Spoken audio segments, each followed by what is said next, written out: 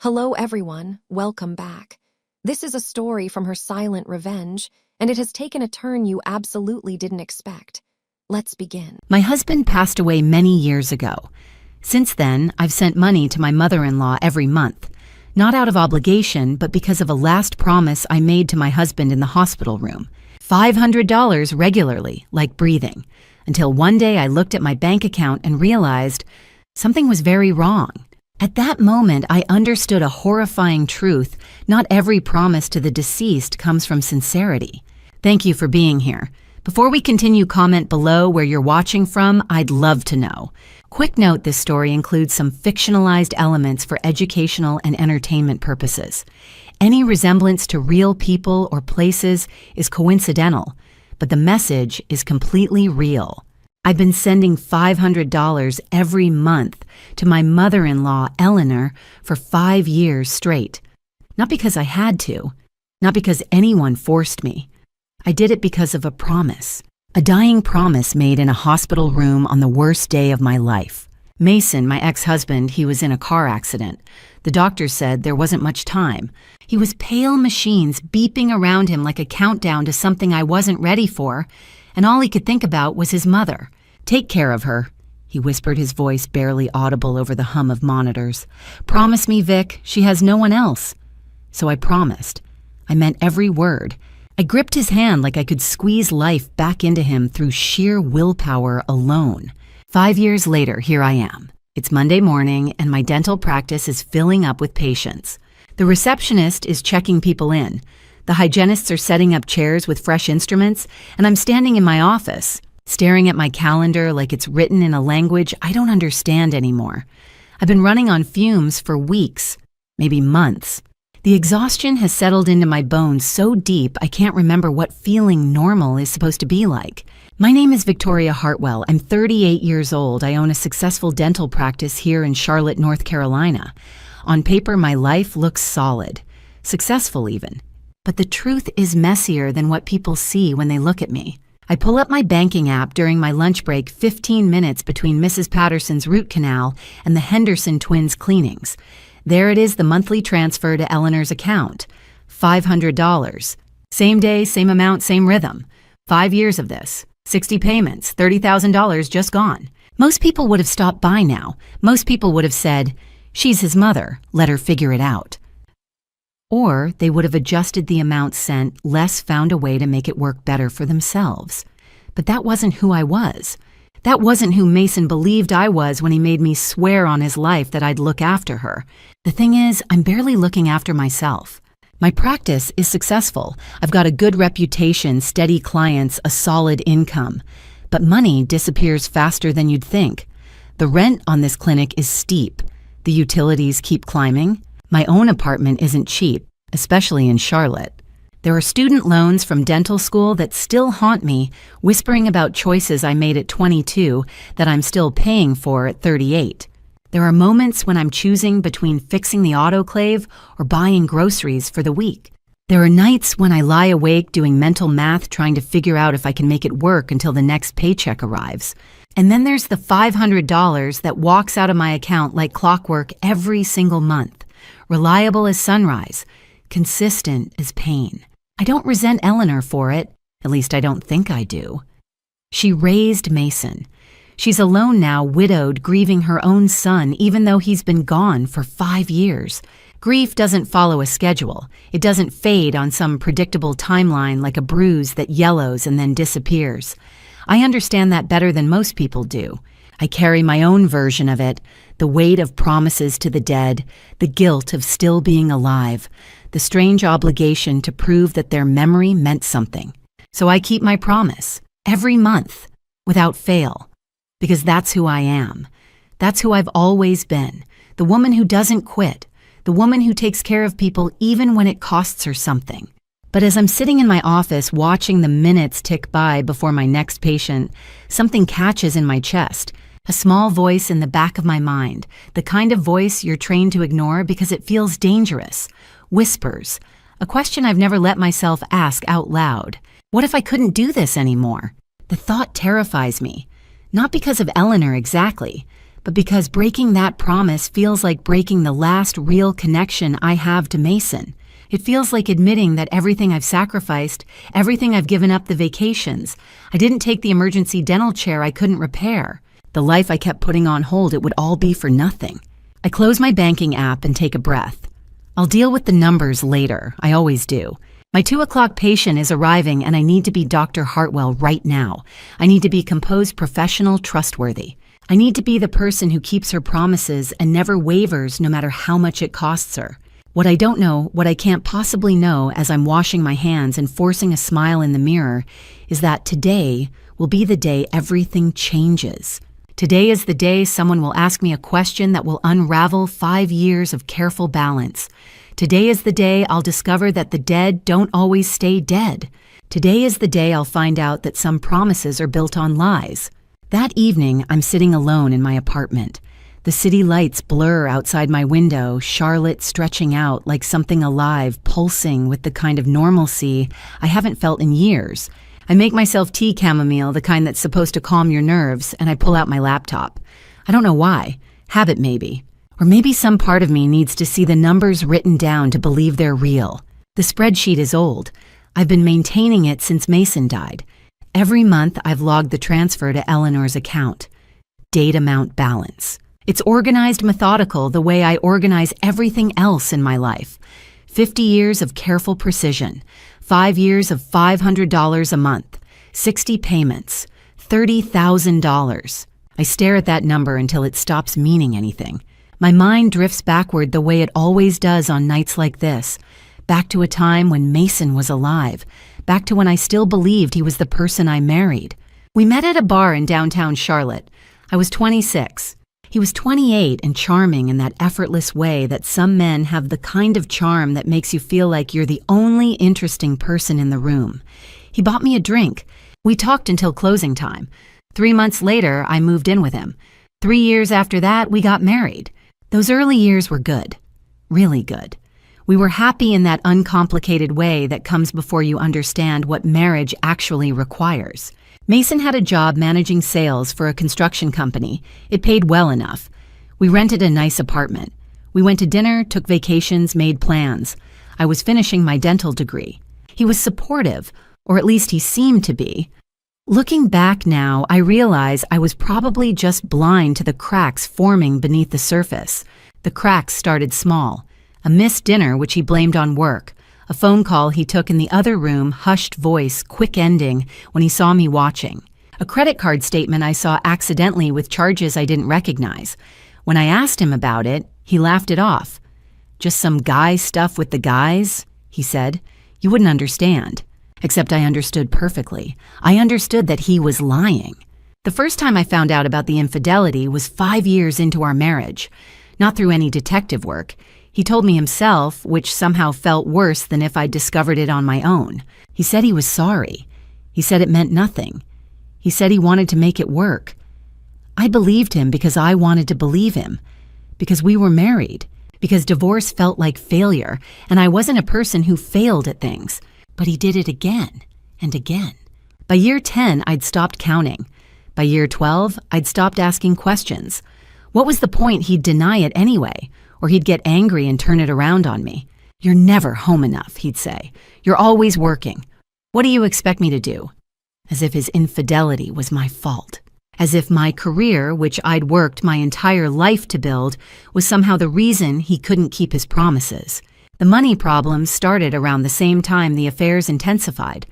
Mason had gotten involved with a group of guys who gambled, cards mostly. Poker night every Thursday that somehow stretched into Friday, Saturday, and Sunday. He came home with empty pockets and excuses. Then came the missed mortgage payments, the credit cards maxed out, the collection calls. I paid for most of it. My income, my savings, my reputation. I put his name on nothing after a certain point because I was afraid of what he'd destroy next. By year 12, I was done. I loved him once, or I thought I did, but that version of Mason had been gone for years. The man left behind was someone I didn't recognize, someone I didn't particularly like, someone I was afraid to be married to anymore. I told him I wanted a divorce. He refused. "It'll hurt my career," he said. My mother will be devastated. We can work this out, Vic. I promise. Things are going to change. Things didn't change. But I was tired of fighting, so I stopped trying. I made a separate life. I bought my own place, started my practice, kept us technically married but fundamentally separate. We were roommates pretending to be spouses. It was the worst kind of existence, stuck but not committed, present but completely absent. Then came January 2020. I got the call at 3 in the afternoon. Mason had been in a car accident on the interstate. I-85 heading north. A truck had crossed lanes. There was a collision. He was in the hospital. I remember thinking during the drive there that this might be the thing that saved us. I know that sounds terrible. I know it does. But I actually thought, maybe this will wake him up. Maybe this will make him see what he's throwing away. I was such a fool. When I got to his room, he was pale and bandaged. The doctors had already told me the extent of the injuries. Critical, uncertain. The next few hours would tell us everything. I stood by his bed and I held his hand and I felt this surge of something that wasn't quite love and wasn't quite pity, but something in between. He opened his eyes. He squeezed my hand weakly. "Vic," he whispered, "I need to tell you something." I leaned closer. I thought he was going to apologize. I thought he was going to ask me to stay. I thought he was going to say something that would make sense of all those wasted years. Instead, he said, "Take care of my mother, promise me. She has no one else. She's alone. You have to promise me. Not I'm sorry for everything. Not I love you. Not let's start over." Just a demand made to me in his final moments that I look after Eleanor. And I promised. Because he was dying and I wasn't a person who broke promises to dying people. Because Eleanor had been kind to me even when her son wasn't. Because somewhere deep down I believed that honoring his last request might mean something. He died that night. They tried to save him, but his injuries were too severe. By 8 p.m., he was gone. I cried. I'm not sure if I was crying for him or for all the years I'd wasted hoping he'd become someone different. Probably both. The funeral was a week later. Eleanor sat in the front row destroyed. I sat next to her and I let her hold my hand and I felt like a fraud because I wasn't grieving. I was relieved. I was free. And I hated myself for that relief. But a promise was a promise. So starting that February, I set up the transfer. $500 every month to Eleanor's account. For her medical bills, her rent, her living expenses. Everything she needed while she was alone and grieving her son. 60 months. $30,000. A commitment I made to a dead man in a hospital room. I never questioned it. I never asked myself why Eleanor wasn't working. I never asked myself why she specifically needed $500 every month, without variation. I never asked myself why her bills were so consistent they might as well have been calculated by a machine. I just sent the money, month after month, year after year. I closed my laptop and finished my tea. It's cold now. I don't remember drinking it, but the cup is empty. Tomorrow, I'll go back to work. I'll fill cavities and clean teeth and be Dr. Hartwell, the reliable one, the one who always does what she promises. I'll send Eleanor her $500 on the first of the month, like I always do. I have no idea that tomorrow is the day everything starts to unravel. I have no idea that someone is about to ask me a question that will make me reconsider everything I've built, everything I've sacrificed, everything I've believed. I have no idea that the dead man I've been honoring might not have stayed dead at all. The coffee shop on Tryon Street is one of those places where everyone knows the barista's name, but nobody knows their actual order. I've been coming here for 3 years. Emma knows I'll get a cappuccino extra shot oat milk. She doesn't even ask anymore, just shows up at my table with the cup already made, smile already ready. We've been friends since dental school, not the kind of friends who text constantly or hang out every weekend, the kind of friends who can go months without talking and then pick up a conversation like no time has passed at all. Emma works in customer service at First National Bank. She's good at it, patient with difficult clients, knowledgeable about policies, the kind of person who actually cares about solving problems instead of just moving through them. Today, though, she looks worried. "I need to talk to you about something," she says, sliding into the seat across from me. "And I'm going to need you to promise not to freak out." I hate when people say that.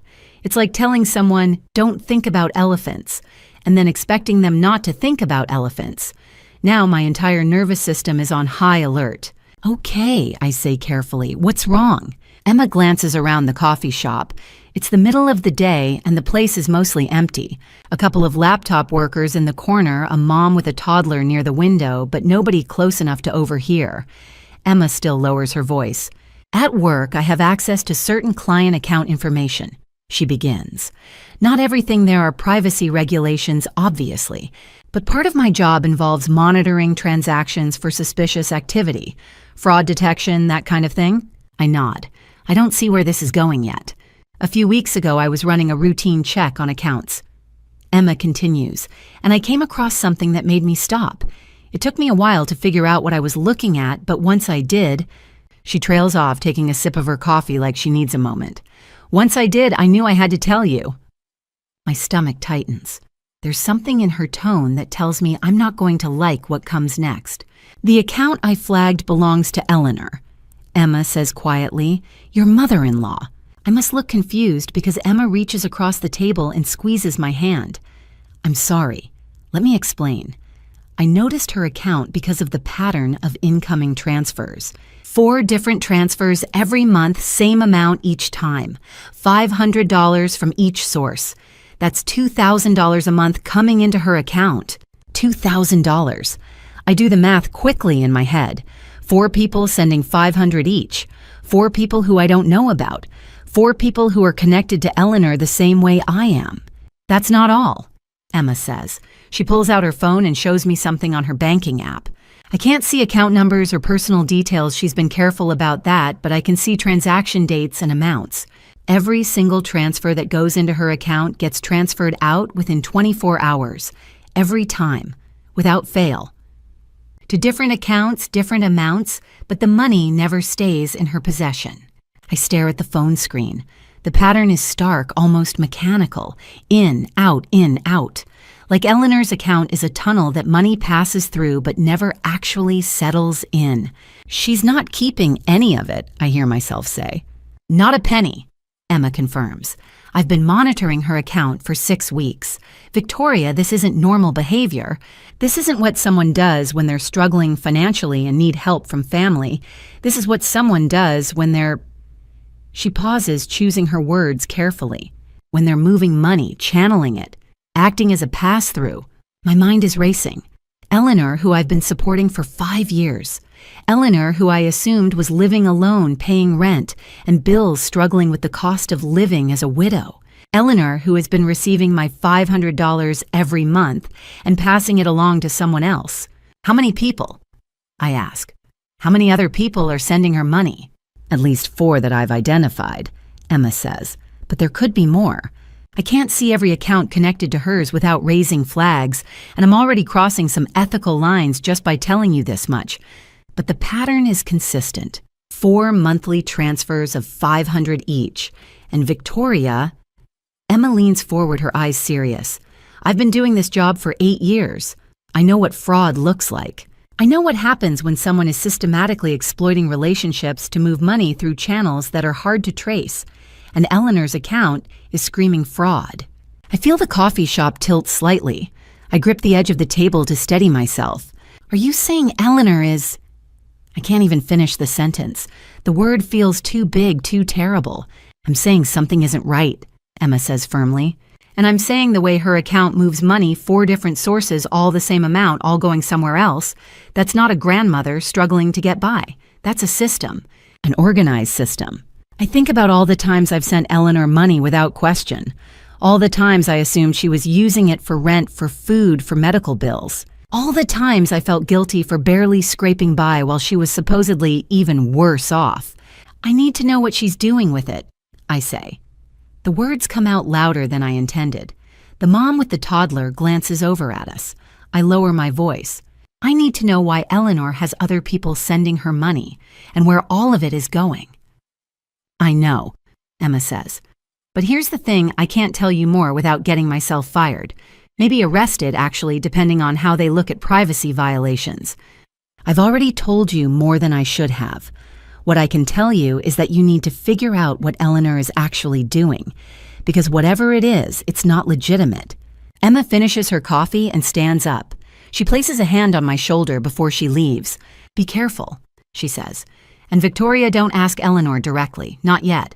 If something illegal is happening and you tip her off, she'll cover her tracks." I sit in the coffee shop for another hour after Emma leaves. I don't drink my cappuccino. It goes cold in front of me while I stare at nothing, trying to piece together 5 years of assumptions that are suddenly crumbling. Eleanor is not who I thought she was. The money I've been sending every month is not going where I thought it was going. And somewhere underneath all of this is a truth I'm not ready to face yet. I have to find out what Eleanor is hiding. I have to understand why she's receiving money from 4 different people. I have to know what she does with every single dollar the moment it hits her account. I pull out my phone and make a decision. Tomorrow I'm going to find Eleanor. The next morning, I'm sitting at my desk in the practice before my first patient arrives. I've got the banking records pulled up on my computer, and I'm staring at the address like it's written in code I haven't quite cracked yet. Riverside Apartments, Tryon Street, Charlotte. I've driven past that building 100 times. It's one of those mixed-use complexes that Charlotte has been building for the last decade, retail on the ground floor apartments up above, the kind of place that's supposed to feel upscale but mostly just looks overpriced. I never thought Eleanor lived there. When I'd pictured her apartment in my mind over the past 5 years, I'd imagined something smaller, quieter, more like a place where an elderly widow would actually want to settle. Not that I'd ever actually visited Eleanor's apartment. Not once in 5 years. We met for dinner sometimes, or I'd see her at the grocery store, but she always declined my offers to come over. "I'm fine on my own," she'd say. "You don't need to worry about me, Victoria. I'm managing." Except she wasn't managing anything. According to Emma, Eleanor was a middleman, a pass-through, something that money flowed into and immediately back out of. I close my computer and grab my keys. I tell my receptionist I'm taking an early lunch. She doesn't question it. I'm the boss, and I usually work through lunch anyway. So taking an actual break is unusual enough that she just nods and makes a note of it. The drive to Riverside takes 12 minutes. I know because I time it watching the clock like it matters. The sun is high and bright, making everything look sharper than it probably deserves to. The streets are moderately busy, people running errands, people heading to work late, the ordinary chaos of a Wednesday morning in Charlotte. The building itself is more impressive up close than it is from the highway. 6 stories modern architecture, the kind of place that's trying very hard to look like it belongs in a bigger city. There's a parking garage, a small courtyard with some landscaping, and a lobby that I can see through the glass doors from the parking lot. I sit in my car for a moment, gathering courage. I'm not even sure what I'm looking for. Proof, evidence. Some kind of confirmation that Eleanor really does live here. I get out of the car and walk into the lobby. The space is cool and climate-controlled with that generic modern aesthetic that every new building in Charlotte seems to have adopted. Polished concrete floors, minimalist furniture, a wall with mailboxes, an elevator bank. There's a small office off to the left with the door slightly ajar. I can see someone moving around inside. I push open the office door. The man inside is maybe mid-50s with dark hair going gray at the temples and the kind of weathered face that suggests he's spent more time managing complaints than actually managing things. He looks up from his desk with the expression of someone preparing to deal with whatever problem is walking through his door. "Can I help you?" he asks. "Hi," I say, forcing a smile. "I'm looking for someone who lives in the building. I'm not sure what unit." "Eleanor Hartwell." The man I notice his name tag says Tony Carbone nods slowly. "Yeah, we've got tenants," he says. It's not a confirmation. It's a non-answer wrapped in compliance. "Do you know her?" I ask. She's older, probably in her 60s. Tony leans back in his chair. "I don't give out information about residents," he says. "It's the standard property manager response. Privacy and liability and all that. But if you need to contact someone, you can leave a message at the front desk and we can pass it along." I'm about to leave already preparing a retreat when something in his expression shifts. He's looking at me more closely now like he's trying to place me. Or maybe he's just assessing whether I'm a threat. "Actually," I say, taking a different approach, "I'm wondering if I could look at the security footage from the lobby, just to see if I can spot her coming in or out. I'm trying to surprise her with something, and I wanted to confirm she actually lives here before I do anything else." It's a lie wrapped in a sympathetic story, and Tony seems to recognize it as such. But he also seems to understand that sometimes it's easier to just help than to keep saying no. He stands up and gestures toward a small room off the side of his office. 5 minutes, he says. That's all I can give you without raising questions from corporate. The security system is older than I expected, monitors showing different angles of the building. Lobby entrance, hallway, elevator bank, parking garage. Tony pulls up the footage from the past week, fast-forwarding through the hours. What I see is a constant stream of people, not residents exactly, or at least not residents who look like they belong in a building marketed toward young professionals and empty nesters. There are older men, younger women, middle-aged couples. There are people carrying briefcases and people carrying nothing at all. There are people who enter and exit in under 5 minutes. There are people who stay longer. These people all live here, I ask. I assume, Tony says. I don't monitor every single person who comes through the door. That's not my job. My job is maintenance tenant complaints and making sure the building doesn't burn down. The security system is mostly just there for insurance purposes. I watch the footage searching for Eleanor, searching for someone who looks old enough to be a grandmother, who might have gray hair, who might move like someone struggling with age or loneliness or the weight of secrets. I don't see her. What I do see is a pattern. The same faces appearing multiple times, the same couple entering and exiting, a woman in her 20s with dark hair, a man in his 40s with expensive-looking clothes.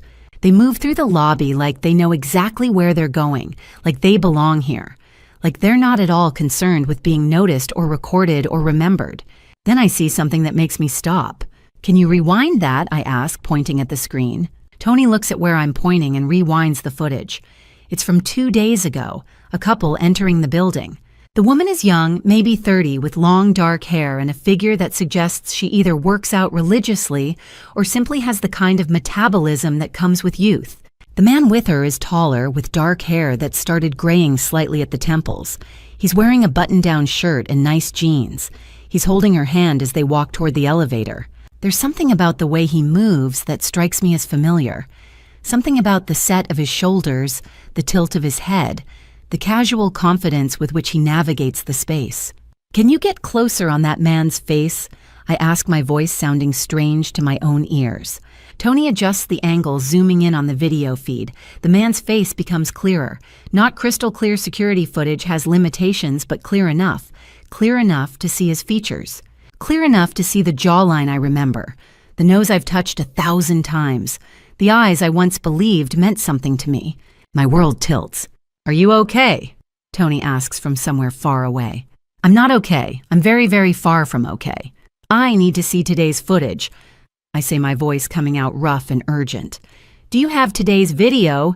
Tony looks at me like I'm having some kind of breakdown, which, to be fair, I might be. But he doesn't argue. He pulls up today's footage.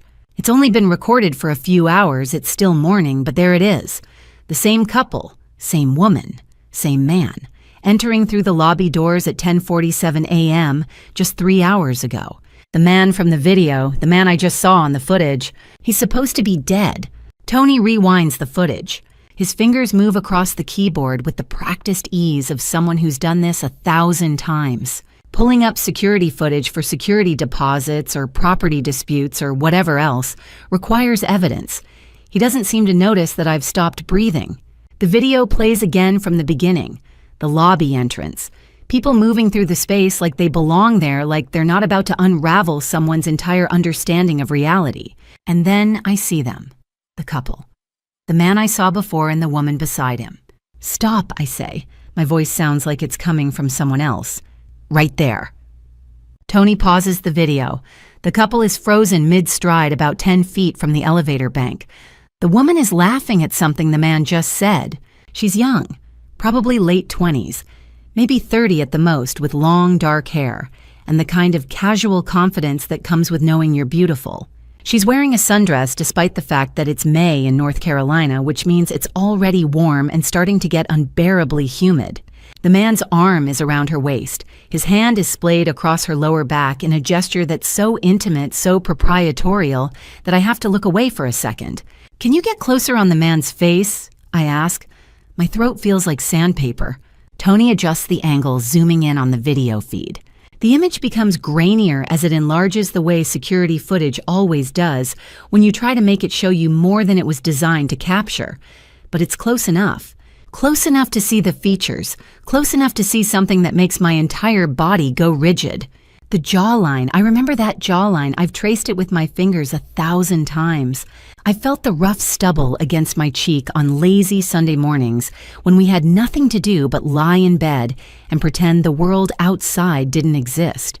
The nose, slightly crooked from a break he got in college that he was always too vain to have fixed properly. He used to joke about it, about how it gave his face character. I used to laugh because I was supposed to laugh. I used to think it made him look distinguished. The eyes, dark brown, almost black, the kind of eyes that could look warm one moment and ice cold the next. The kind of eyes I stopped trusting somewhere around year 8 of our marriage. It's Mason, my Mason, the man I buried, the man I grieved, the man I've been honoring every single month for the past 5 years with $500 transfers to his mother's account. He's alive. "Are you okay?" Tony asks from somewhere very far away. His voice sounds like it's coming through water. I can't answer because I'm not okay. I'm the opposite of okay. I'm experiencing something that my brain is struggling to process, something that feels like the ground beneath my feet has turned to liquid, and I'm drowning in it. I need to see more, I say. The words come out wrong, too high-pitched, like they're being spoken by someone I don't recognize. "Can you show me more footage, different angles today? I need to see what he's doing today." Tony's expression shifts. He's starting to understand that something bigger than a simple identity verification is happening here. But he doesn't ask questions. Maybe he's seen too many complicated situations to think that it's his job to ask. Maybe he's just tired. He pulls up today's footage and scrolls to the timestamp from this morning, 10:47 a.m. The same couple enters through the lobby doors. The woman is laughing about something, her head tilted back, her entire body communicating an ease and comfort that I recognize as the language of someone who belongs somewhere. She's comfortable here. She's home here. Mason has his phone in his hand. He's texting or scrolling or checking his bank account. I can't tell which, but he looks relaxed. He looks happy. He looks like someone who doesn't have a care in the world, like someone who isn't dead, like someone who's been lying to me for 5 years. They walk toward the elevator and I watch them disappear inside. The doors close. They're gone. But they were just here, just a few hours ago, alive, together. In the same building where Eleanor, where the woman I thought was Eleanor, receives money from 4 different sources every single month. My hands are shaking. Actually shaking like I'm cold even though the office feels warm. Tony glances at me with something that might be concern or might just be the general discomfort of someone watching another person have a breakdown in his workspace. "That man," I say, and I have to stop to breathe because I don't have enough oxygen in my lungs. "That man in the video, do you know him? Does he live here?" Tony scratches his head. "I mean, people come and go," he says carefully. "If they're not causing problems, if the rent's being paid, I don't usually ask too many questions about who's who or where they're going. That's not really my department." "The woman," I say, "the younger woman, do you know her name?" "Can't say I do," Tony says. "Like I said, not my department. But I know. Somehow, from the video, from the way she moves, from the intimacy of that hand on her back, I know her name. It's Amber. The woman in the video is Amber and the man is Mason, and they're living together in a building that Eleanor owns or uses or is connected to in ways I don't yet understand. I need to see everything," I say. "Every piece of footage, every time they've entered or exited this building, every time either of them has been here. I need to see all of it." Tony looks at me like I've asked him to commit a crime. Maybe I have. Maybe what I'm asking him to do violates some tenant privacy law or building regulation or basic human decency. I don't care anymore. I need to understand what I'm looking at. I need to make sense of the fact that the man I've been mourning for 5 years is alive and well and living in Charlotte with a woman who's young enough to be his daughter. "That's going to take a while," Tony says. "Are you sure you want to—" "I'm sure," I interrupt. Show me everything." For the next 2 hours, I watch video footage. I watch Mason and Amber enter the building on different days. I watch them laughing together. I watch him kiss the top of her head as they step into the elevator.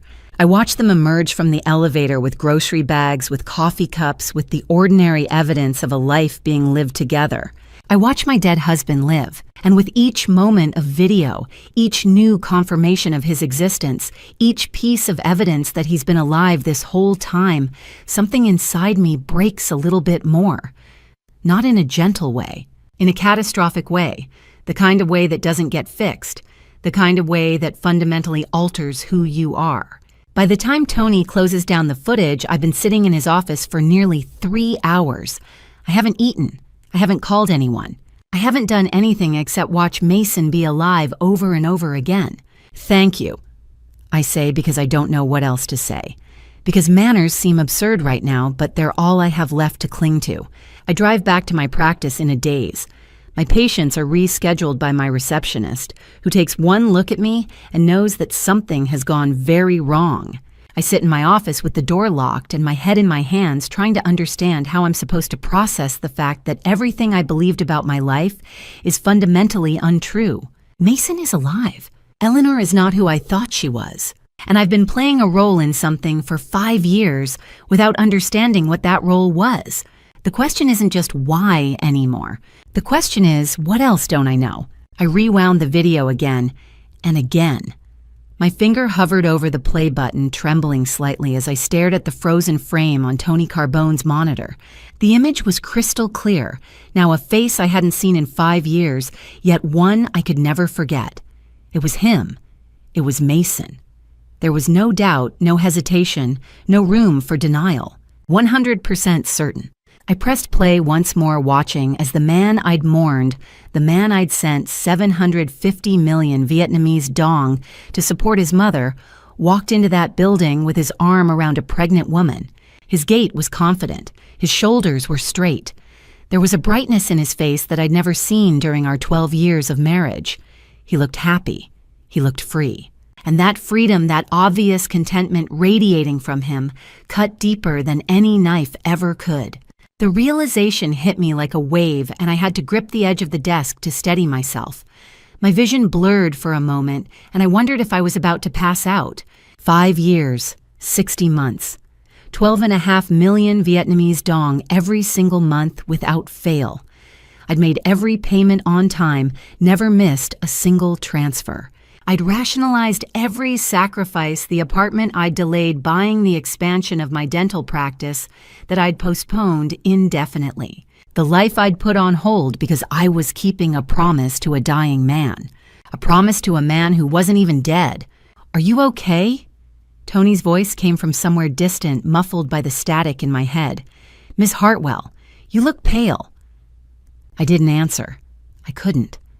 My eyes remained locked on the screen as the timestamp showed May 2025 in the corner. 6 months. Mason had been living here for 6 months, with her, with Amber Whitmore. And from the way her hand rested protectively on her belly, cradling the curve beneath her dress, it was obvious she was carrying his child. 7 months, along maybe 8, maybe more. Perhaps they'd been together even longer than the timeline suggested. I did the math in my head, a habit I developed as a dentist, always working with precision and numbers. If she was 6 or 7 months pregnant now, they'd been living together for at least that duration, maybe longer. Maybe the relationship had started before Mason's supposed death or immediately after. While I was still wearing black, still grieving, still explaining his absence to my patients, who'd ask why I was alone now, why there was no wedding ring on my finger anymore. The cruelty of it was suffocating. My chest tightened and I found myself gripping the desk so hard my knuckles turned white. For a moment, I thought I might be sick. "I need to see more," I heard myself say. My voice sounded foreign, like it belonged to someone else entirely. "Can you show me more footage?" Tony nodded, concern etched across his face. His fingers moved quickly across the keyboard, pulling up different dates and timestamps. "How far back do you want to go?" "As far as you have," I replied, my eyes never leaving the screen. As he scrolled through weeks and weeks of footage, I saw the pattern repeat itself over and over again. Mason and Amber entering the building multiple times per week. Sometimes they carried groceries. Once they carried a crib box, a crib. They were preparing for their baby, their future, their life together. The one I wasn't part of, the one I never knew existed, the one I'd been financing without my knowledge. My mind spiraled. I thought about my mother, about the inheritance. 125 billion Vietnamese dong, roughly 5 million American dollars. My family's wealth accumulated over generations of hard work and business acumen. But there were conditions attached to that fortune, strict, unyielding conditions that my mother had spelled out in her will with the precision of a lawyer. No scandals, no public embarrassment, no divorce. If I divorced Mason, I'd forfeit everything. My mother had been old-fashioned that way, believed that a woman's duty was to preserve the family's reputation above all else, even at the cost of her own happiness.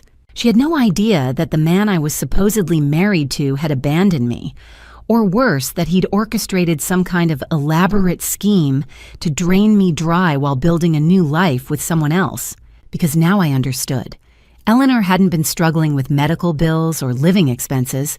She'd been a conduit, a middleman, or rather a middle woman. The 4 sources of money, $500 each from 4 different people, they were all funneling through her account and then disappearing within 24 hours. To where to Mason, undoubtedly. To support this life. To finance Amber's pregnancy. To build the future he decided he wanted without me. And my mother-in-law, Eleanor Hartwell, had known all along. She'd been part of it. Every single piece of this deception. The betrayal was so profound, so complete, that it felt like something inside me had shattered. Not just broken, but fractured into pieces so small they could never be reassembled. 5 years of payments, 5 years of struggling, 5 years of watching my dreams get smaller while theirs grew exponentially larger. I'm going to see Eleanor, I said, standing up abruptly. The chair scraped loudly against the floor as I pushed it back. Today, right now. Tony's eyebrows rose.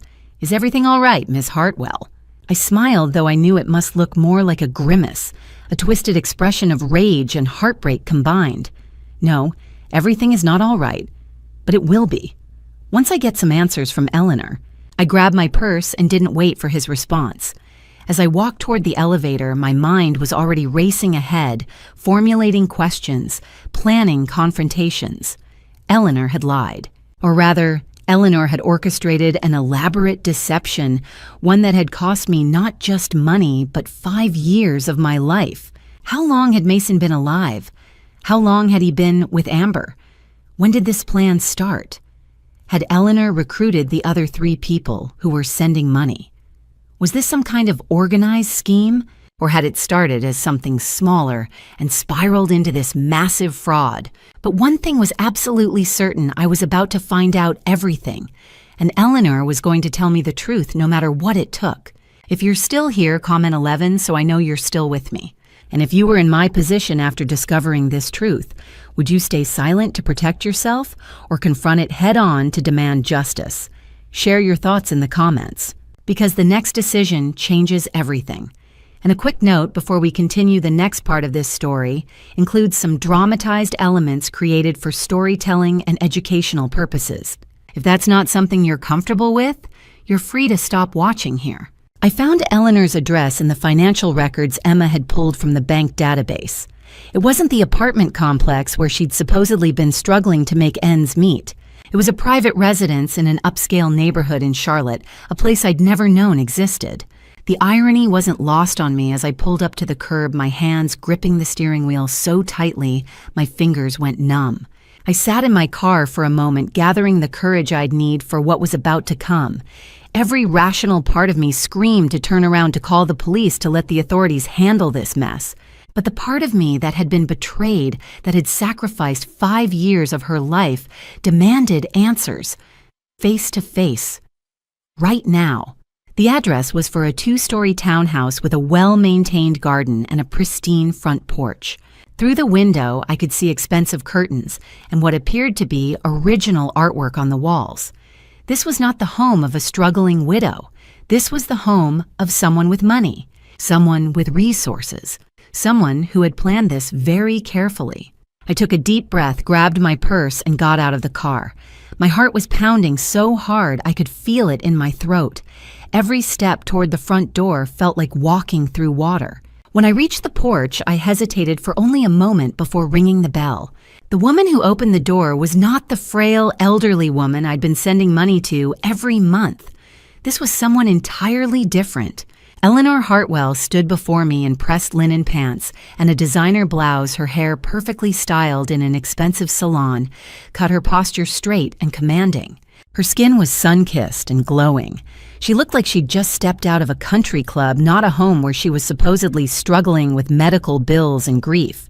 "Well," she said, a thin smile playing at the corners of her mouth. "I wasn't expecting you to figure it out this quickly. I must say that's disappointing." I stared at her, unable to form words. My legs felt weak. The woman in front of me was nothing like the image I'd constructed in my mind over the past 5 years. There was no weakness here, no vulnerability, no sign of the suffering I'd imagined she'd been enduring. Instead, there was confidence, arrogance, cold calculation. "You'd better come inside." Eleanor continued, stepping aside with a gesture that felt more like a command than an invitation. "We have quite a bit to discuss, and I'd rather not do it on the porch where the neighbors might hear." I followed her into the apartment, still in shock, my body moving on autopilot, while my mind struggled to process what I was seeing. The interior was immaculate, expensive furniture that looked like it came from a high-end boutique, modern art on the walls that I recognized from gallery showings I'd attended. A kitchen that looked like something from a luxury home magazine. This was not the home of a woman in financial distress. This was the home of someone who had just stolen $30,000 from me. Eleanor gestured to a sofa, and I sat down without thinking. She settled into a chair across from me, crossing her legs, with the ease of someone completely in control of the situation. She picked up a glass of what looked like expensive wine from the side table wine she'd probably been drinking before I arrived. "Mason doesn't want anything to do with you anymore," Eleanor said, her voice calm and measured, as if we were discussing the weather or the state of the economy. "He wants his freedom. He wants to start a new life with someone who actually makes him happy. And frankly, so does he want to do it with someone younger, someone who doesn't nag him about his gambling habits and his indiscretions." I felt my jaw tighten. Mason's gambling, his affairs. These were things I'd struggled with for years, things I'd tried to overlook because I believed in keeping the marriage intact. And now Eleanor was using my own pain against me. "We needed money." Eleanor continued, leaning back in her chair as if she owned the world. "Your money specifically. You're a dentist with a successful practice. You make decent income. But more importantly, you have that inheritance waiting for you, the one your mother left with all those conditions, about no scandals, no divorce. So we created a scenario where you'd be financially obligated to us. We told you Mason was dead. We told you I needed help. And for 5 years, you sent us money like clockwork. 12.5 million Vietnamese dong every single month without fail. It was perfect. Absolutely perfect." My throat felt dry. The numbers swam in front of my eyes. "That's $500 a month for 5 years. That's $30,000 total." "Precisely." Eleanor said, her smile widening into something that looked almost predatory. "And it's been the easiest money we've ever made. The scheme worked flawlessly. No one suspected a thing. You believed every word because you're a good person, Victoria. You honor your commitments. You keep your promises. You sacrifice for family. And we exploited that weakness mercilessly. For 5 years, we milked you dry while Mason lived his best life with Amber." I felt something inside me breaking apart. Not just my heart, but something deeper. My sense of safety. My ability to trust anyone ever again. My confidence in my own judgment. "What do you want?" I asked, my voice barely above a whisper. Eleanor's expression shifted. The smile faded, replaced by something harder, colder, more dangerous. She set down her wine glass with deliberate precision. "Right now, we want you to stay quiet," she said, each word hitting like a hammer. "We want you to pretend you never saw that video. We want you to pretend you never came here today. We want you to keep your mouth shut about what you've learned. Because if you don't, if you try to make trouble for us, you need to understand something very clearly, Victoria." She leaned forward, and for the first time, I saw something predatory in her eyes, something ancient and ruthless and completely without mercy. "We have leverage." She continued, her voice dropping to barely above a whisper. "We have documentation. We have evidence of things you don't even know about yet. We have recordings. We have financial records. We have enough to destroy your reputation, to ruin your practice, to ensure that no one in this city will ever trust you again. And if you try to go to the police, well, let's just say we have people who can make sure any investigation goes nowhere very quickly." I stood up, unable to sit still any longer. My legs felt unsteady, but I needed to move, needed to put distance between myself and this woman who had fooled me so completely. "Get out of my way," I said. "One more thing, Victoria," Eleanor said, standing up as well. "What you discovered today, that's just the beginning. Mason and I have plans for you. Plans that will make these 5 years look like a vacation. If you're smart, you'll keep your mouth shut and accept your loss. Otherwise, things are going to get much, much worse." I walked past her toward the door, my mind reeling. Eleanor's final threat echoed in my ears as I stepped out into the afternoon sun. I had no idea what she meant by plans, but as I got back into my car with trembling hands, I knew one thing for certain. This was not over, not by a long shot. The email arrived at 8:47 a.m. on a Wednesday morning. The subject line read, "You should see this." The attachment was a single photograph. My hands started shaking the moment I opened it. The image showed me sitting in a dimly lit bar, O'Malley's Tavern, a place I'd never been in my life. In the photograph, I was leaning toward an unfamiliar man, laughing, holding a glass of red wine. My posture was intimate. My expression was flirtatious. My body language screamed infidelity. It was a lie, a complete fabrication, but it looked absolutely real. I stared at the image for a long time, searching for the telltale signs of digital manipulation. Blurred edges, pixelation, inconsistent lighting, unnatural skin texture. All the things I'd learned to look for when fake images circulated online. I found nothing. The image was flawless, every detail was perfect. And then I realized something that made my blood run cold. I recognized the angles. I recognized the subtle way the light hit the right side of my face. I recognized the specific tilt of my head, the exact curve of my smile.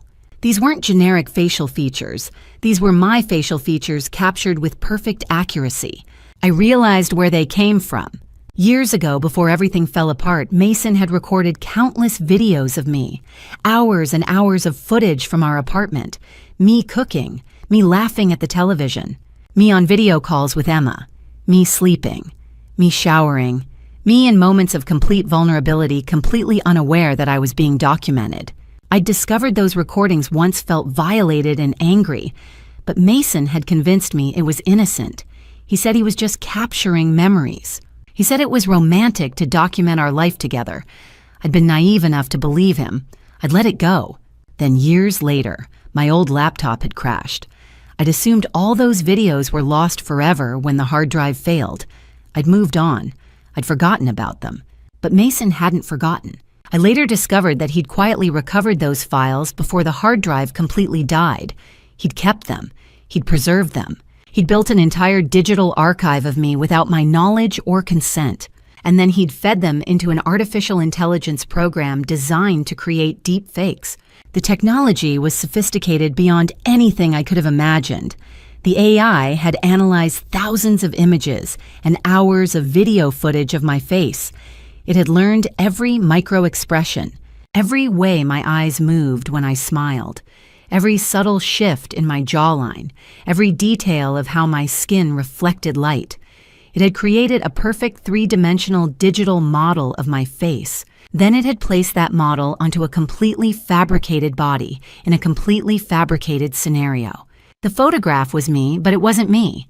It was a simulation so perfect that even I couldn't immediately identify it as fake. I recognized those angles in the photograph. They were from the videos. The specific way my left eye crinkled when I smiled came from a video of me laughing at something Emma said. The curve of my lips came from a video of me in profile talking on the phone. The exact shade and texture of my skin came from multiple sources averaged and blended together by artificial intelligence into something that looked more real than reality. Every pixel was a theft. Every detail was a violation. My own face had been weaponized against me using data that had been stolen from me years ago. The email continued below the photograph. "Nice picture, isn't it? I'm about to send it to your entire family." I felt something break inside me at that moment. My hands were shaking so badly I could barely hold the phone. I immediately called my mother. The phone rang 4 times before she answered. "Victoria, what's wrong?" Her voice was filled with immediate concern. "Mom, I need you to listen to me very carefully," I said, my voice breaking. "I'm about to send you an email. When you see the photograph in that email, I need you to know that it's fake. It's a deep fake. It's not real. I was never in that bar. I was never with that man. The photograph is completely fabricated using artificial intelligence." "Victoria, what are you talking about?"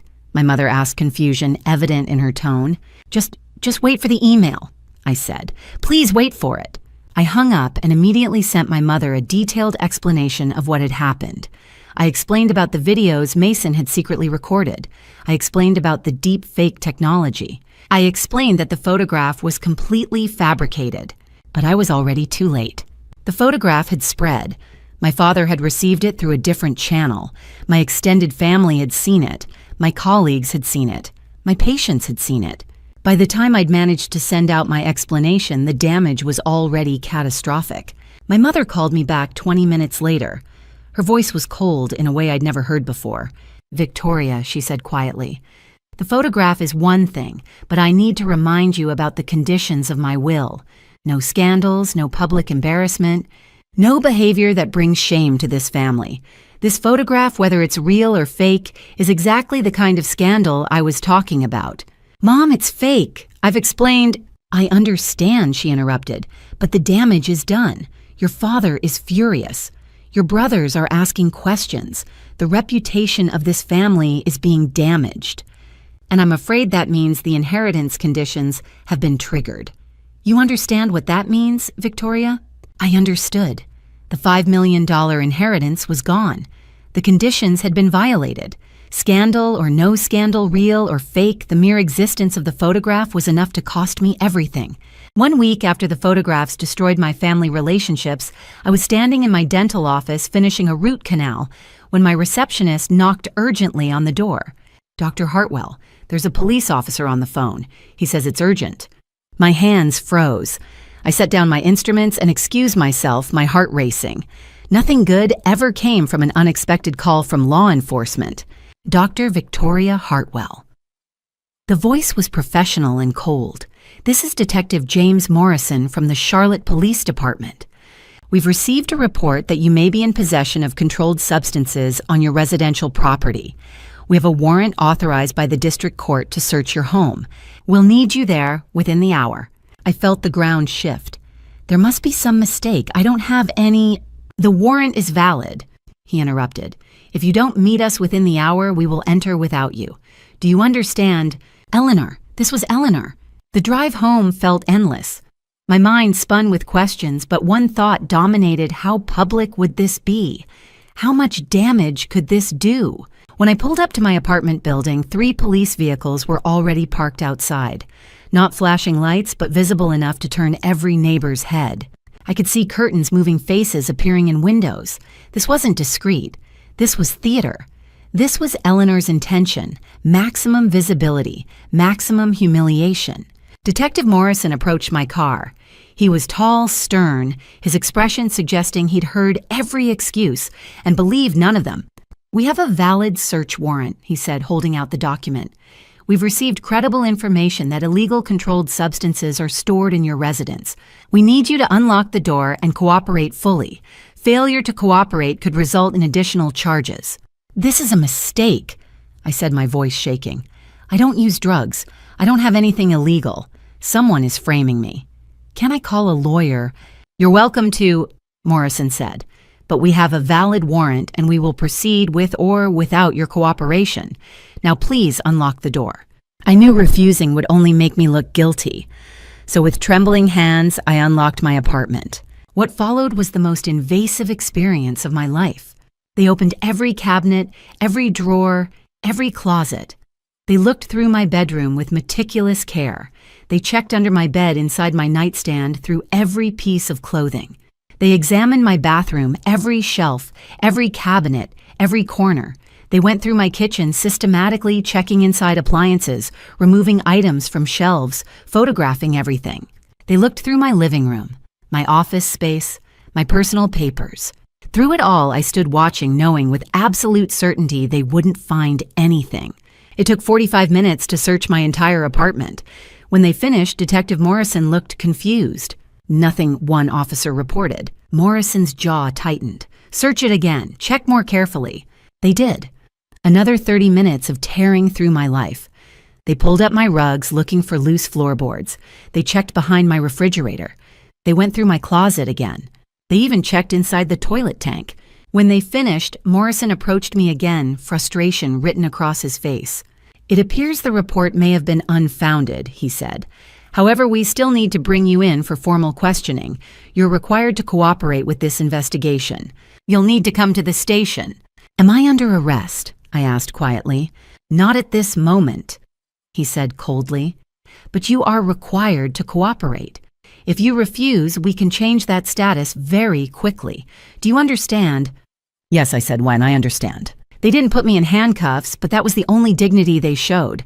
They placed me in the back of a police vehicle with rear doors that don't have handles on the inside. As we drove away from my apartment building, I could see my neighbors standing outside their units watching. I could see phones appearing, cameras beginning to record. Text messages were probably already flying through our community chat. Did you see the dentist in 8B was just taken by police? By tonight, everyone in my building would know that Dr. Victoria Hartwell had been questioned on drug charges. The damage would be catastrophic. At the station, I spent 4 hours in an interrogation room with Detective Morrison and another officer named Officer Harris.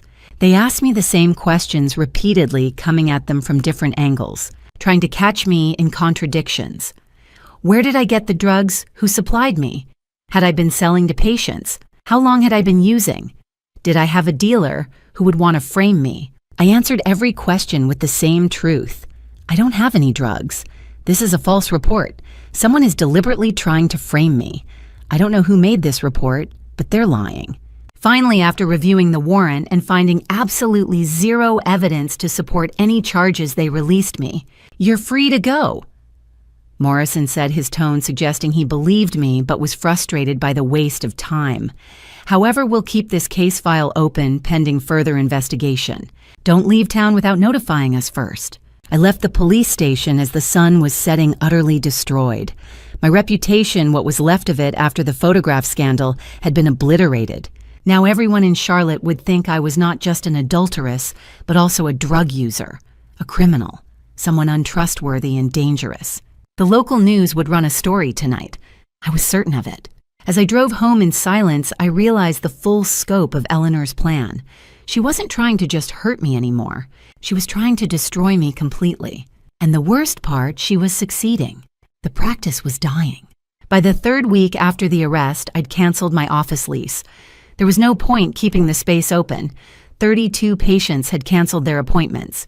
2 colleagues had sent emails saying they could no longer associate with me professionally. My monthly revenue had plummeted from $45,000 to $18,000. The financial collapse was devastating, but what came next was worse. The letter from the North Carolina State Dental Board arrived on a Thursday morning. Official letterhead, formal language. The message was unmistakable. An investigation had been opened into allegations of conduct unbecoming a licensed dentist and failure to maintain professional standards. I had 30 days to respond, 30 days to prove my fitness to practice, 30 days to defend myself against complaints filed by patients who'd seen the deepfake photographs, 30 days to keep my license from being suspended indefinitely. I read the letter 3 times trying to comprehend what it meant. My license. The credential I'd spent 15 years earning. The piece of paper that represented my entire professional identity. It could be suspended. It could be revoked. It could disappear. My attorney explained the process in clinical detached terms that somehow made it worse. A formal hearing would be held. Witnesses could testify. The dental board could recommend sanctions ranging from warnings to license suspension to permanent revocation. How long does the entire process take? I asked. 6 to 9 months, she said quietly, during which time your license remains in limbo. I hung up the phone feeling like the floor had disappeared beneath me. That afternoon, my father called. His voice was cold and formal. Your mother is very disappointed, he said. The inheritance has conditions, Victoria. No scandals, no public embarrassment. This situation violates those conditions. The lawyer says if your license is suspended, it will be interpreted as professional misconduct, which constitutes a scandal. The inheritance will be forfeited. Dad, the photographs are fake. I've explained. It doesn't matter, he interrupted. Real or fake, the damage is done. Your mother is consulting with her lawyers about amending the will. I suggest you get your life in order. He hung up. I sat in my empty apartment surrounded by the wreckage of my life and tried to process what was happening. My practice was collapsing. My professional license was under investigation. My family was abandoning me. My inheritance, $5 million, was being threatened because of scandal, whether real or fabricated. My mother was sick and growing sicker, her condition deteriorating with each new crisis. And Eleanor and Mason weren't done yet. I knew there would be more attacks, more demands, more ways to extract money and destroy me. The deepfakes had been just the beginning.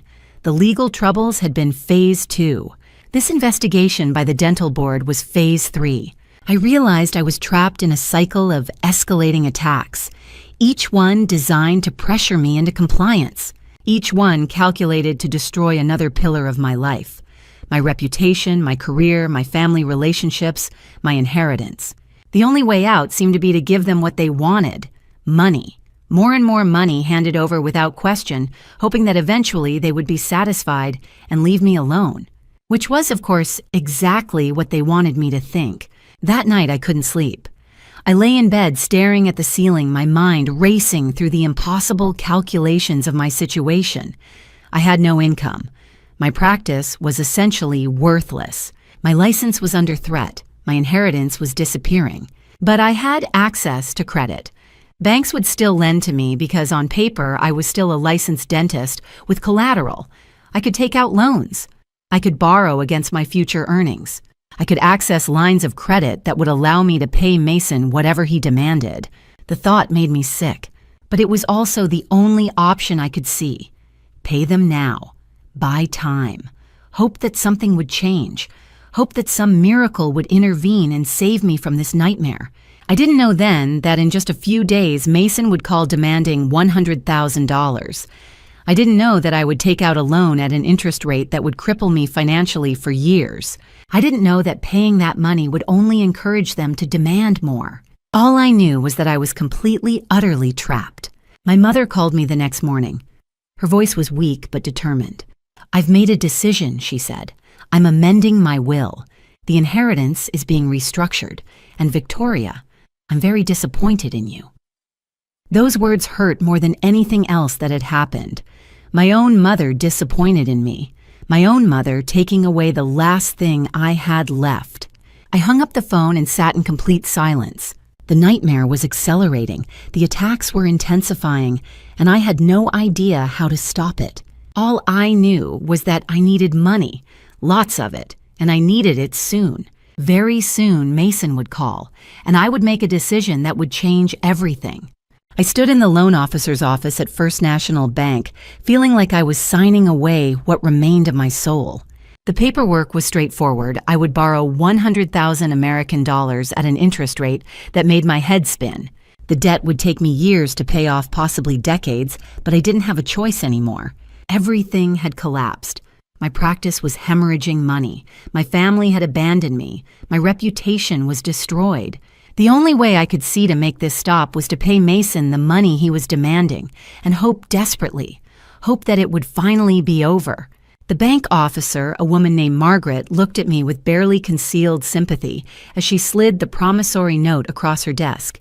She was probably in her 50s with kind eyes that had seen too many desperate people sitting in that chair. I wondered how many of them had later regretted the decisions they made in moments of panic. "You're sure about this?" she asked gently. "Taking on this kind of debt when your business is struggling, it's risky. It could take you years to recover. Have you explored other options?" "I don't have a choice," I said, my voice hollow and exhausted. "I have to do this. I have people threatening legal action. I have debts I can't escape. I have to do this." Margaret didn't push further. She probably understood that when someone was this desperate, arguments about financial prudence would fall on deaf ears. She'd probably seen it 100 times before. I signed the papers with a pen that felt heavier than it should. Each signature felt like I was marking another defeat, another surrender, another piece of my dignity disappearing into the void. My hand shook slightly as I initialed each page. The paperwork seemed to go on forever: terms and conditions, interest rates, payments, schedules, late fees, penalty clauses.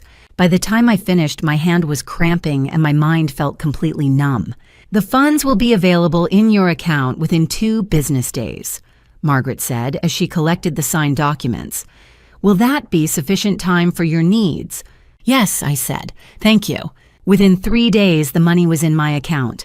Within 4 days, I transferred every single penny to Mason through an electronic wire transfer. The transaction was quick and efficient and utterly devastating. I did it through a wire transfer, which meant I never had to see him, never had to speak to him directly. I just entered his account number, confirmed the amount, and pressed send. $100,000. Gone. Vanished. All that money, all that debt I'd just taken on, gone in a matter of seconds. What I didn't expect was the formal letter that arrived 2 days later. It was a typed document, notarized and official-looking, confirming that Mason Hartwell and I had settled all outstanding debts related to his estate, my support payments to Eleanor, and any other financial obligations from our marriage. The letter stated in legal language with phrases like hereinafter, whereas and all prior claims, that once this payment was received and processed, I would have no further financial obligations to either Mason or Eleanor Hartwell. I read it 3 times, looking for loopholes, looking for escape clauses, looking for any indication that this might not mean what I desperately wanted it to mean. I was terrified of another trick, another twist, another betrayal. It seemed clear. It seemed final. It seemed like maybe this nightmare might actually be over. For the first time in 2 weeks, I allowed myself to take a full breath. For the first time in 2 weeks, I felt something that might have been relief, or at least the absence of immediate panic. I lay in bed that night without my chest feeling like it was being squeezed by invisible hands. I actually slept for more than 2 hours at a time. At least now I can have some peace, I said aloud to my empty apartment as I made myself a cup of tea the next morning. At least now this nightmare is finally over. I can rebuild. I can figure out what comes next. I was still naive enough to believe that. The phone call came exactly 1 week later at 2:47 p.m. on a Tuesday afternoon. I was staring at my appointment book, which was almost completely empty now, when my phone buzzed. Mason's name appeared on the screen. My stomach dropped immediately. Mason's voice on the other end was cheerful, almost friendly, as if we were old friends catching up, rather than participants in the most vicious betrayal of my life. The warmth in his tone made my skin crawl. "Victoria, hi," he said, and I could hear the smile in his voice. "How are you doing? I was just thinking about you." I felt my throat tighten. "Mason, what do you want?" "Well, that's actually why I'm calling," he said. "I've been going through some old financial records, trying to get my affairs in order now that I'm starting this new chapter with Amber, and I realized we have another issue to settle." My chest tightened with dread. "We settled everything. I have a letter confirming—" Yes, I know about the letter," he said, interrupting me as if it were nothing. "I signed it. I'm fully aware of what it says, but that only covered certain debts. There's another obligation we never formally discussed." "What are you talking about?" I asked, though I already knew the answer. Somehow I already knew. My body knew it before my mind did. "Living expenses," Mason said, his tone shifting subtly, becoming cooler, more calculating. "From year 2 through year 5 of our marriage, when I was dealing with severe depression and anxiety and couldn't work, you provided me with living expenses. You paid for my food, my housing, my medical bills, my therapy sessions, but we never formally settled that as a debt. I couldn't speak. I couldn't breathe. I couldn't do anything except grip the phone so tightly my knuckles turned white and feel my world collapsing all over again. I've calculated what you owed me during those years. Mason continued, his voice taking on a businesslike tone now. With interest for the delay in settlement, the total comes to $50,000. I'll need that transferred to my account within 7 days, or I'll have to pursue this through the courts. Mason, no, I said. No, we already settled this. The letter says, the letter covers certain debts. He interrupted, his voice now completely devoid of any warmth. But that's a separate obligation. Think of it as back pay for the emotional labor I provided during our marriage. The counseling sessions I attended, the therapy I needed because of our relationship problems. That all has a monetary value, Victoria. Surely you understand that. His words made me want to vomit. Emotional labor. As if I hadn't been the one paying for his therapy. As if I hadn't been the one supporting him while he was having affairs and gambling away our money. The audacity was breathtaking. I wanted to scream. I wanted to throw the phone across the room. I wanted to drive to his apartment, drag him out, and force him to admit the truth about what he'd done to me. I wanted to make him feel one fraction of the pain he'd caused. Instead, I sat there in stunned silence. Victoria, did you hear me? Mason asked, his tone suggesting that my silence was somehow unreasonable. Yes, I said quietly, my voice barely above a whisper. I heard you. Great, so you'll transfer the money within 7 days. I hung up without answering. I sat there for what felt like hours, staring at nothing, trying to process what had just happened. The realization hit me slowly. Then all at once, Mason was never going to stop. This was never going to end. There would always be another debt, another obligation, another reason to demand more money. Living expenses, emotional labor, pain and suffering, mental anguish. They could invent anything. This was a bottomless pit. I was a puppet, and they were the ones pulling the strings. Eleanor and Mason had created a system where they could drain me endlessly, where every attempt I made to satisfy them just led to another demand. There was no finish line. There was no point where I would finally be free. They would keep coming back again and again, taking and taking, until I had absolutely nothing left. I called Emma immediately, my hands still shaking with rage and desperation. He's demanding another $50,000. I told her, my voice barely recognizing itself. He says there are living expenses from years 2 through 5 that I never paid him for. He's calling it emotional labor. Victoria, this is insane, Emma said, her voice rising with anger. This is extortion. This is fraud. This is... I know what it is. I interrupted, surprising myself with the firmness in my voice. And I know I have to stop it. Right now. Today. I can't keep doing this. I can't keep giving them money and hoping it will end, because it will never end. They will keep coming back for more and more and more until I have nothing left, until I'm completely and utterly destroyed. For the first time since this nightmare began, I felt something other than despair or fear. I felt anger, pure, crystalline, transformative anger. It burned through me like a cleansing fire. I have to do something, I said. I have to stop them, permanently. What are you going to do? Emma asked. I don't know yet, I said. But I'm done being their victim. I'm done being their puppet. It ends today. I didn't sleep that night. I lay in bed staring at the ceiling, my mind racing with calculations and scenarios, and the crushing weight of what I just realized. Around 3 a.m., I gave up trying to pretend I could rest. I got out of bed, made a pot of strong coffee, and sat at my kitchen table with a pen and notebook. It was time to face the numbers. Time to see exactly how much I'd been destroyed. I started writing, my handwriting becoming increasingly frantic as the numbers grew. 5 years of monthly payments to Eleanor, $30,000. 60 months, $500 per month. I'd kept every receipt, every bank statement, every confirmation of transfer. I wrote the number down and stared at it. $30,000. More than I'd earned in my entire career as a dentist in those 5 years alone. First payment to Mason, $100,000. money I'd had to borrow, money I'd be paying interest on for years, money I would likely still be paying when I died. Threatened second payment to Mason $50,000 for so-called living expenses and emotional labor, total financial loss. I added it up carefully twice, then a third time to make sure I wasn't making a mathematical error. Nearly $180,000, more than half my net worth, gone. And that was just the money. There was also the loss of my dental practice, down 40% in revenue, probably heading toward bankruptcy. There was the loss of my reputation, destroyed by false photographs and false allegations. There was the loss of my family relationships, my parents no longer speaking to me, my inheritance threatened with revocation. There was the loss of my dignity, being publicly arrested, questioned, humiliated. And underneath all of it, there was the loss of my future.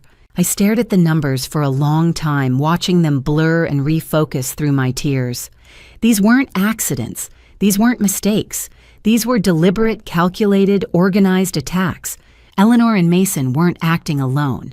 They had coordinated an entire scheme: the fake death, the monthly payments, the photographs, the false allegations to the police, the financial extraction. Each move was designed to build on the last one, to ensure that by the time I reached this point, I would be too broken to fight back. I was a victim of organized fraud. The realization hit me like a physical blow. This wasn't just Mason being greedy. This wasn't just Eleanor being cruel. This was a systematic operation designed to exploit a vulnerable, grieving person who would do anything to keep her family intact and her inheritance secure. They knew exactly what they were doing. They'd planned it. They'd executed it with precision. And they had every intention of continuing it until I had nothing left. But something in me shifted in that moment. Something that had been broken started to reassemble itself. Something that had been dormant began to wake up. I stood up from the table, my hands shaking with an emotion I hadn't felt in weeks: rage. Pure, clarifying, transformative rage. No, I said aloud to my empty apartment. No, this is not how this ends. This is not what happens to me. I am not going to spend the rest of my life being bled dry by these people. I am not going to disappear into despair and defeat. I will not let them win. I grabbed my phone and called Emma. It was 3:47 a.m. and I knew I might be waking her up, but I didn't care. I needed her to understand the urgency of this moment. I needed her to understand that I was done. Emma answered on the third ring, her voice groggy and confused. "Victoria, what's wrong? Are you okay?" "No," I said. "No, I'm not okay. I need your help, Emma. I need you to help me fight back against these people. I can't do this alone anymore." There was a pause as Emma processed what I was saying. Then her voice became sharp, alert, focused. "Tell me everything," she said. "Tell me what you've decided." I spent the next hour explaining everything. The scheme, the calculated nature of it, the organized way in which they'd orchestrated each attack, the total financial devastation, the reputation destruction, the loss of my inheritance, everything. When I finished, Emma was quiet for a long moment.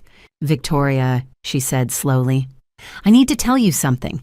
I've suspected for a while that this was more than just one person or two people acting opportunistically. The way the pieces fit together, the timing, the sophistication of it all, this looks like an organized operation. And if that's true, then this isn't just a civil matter.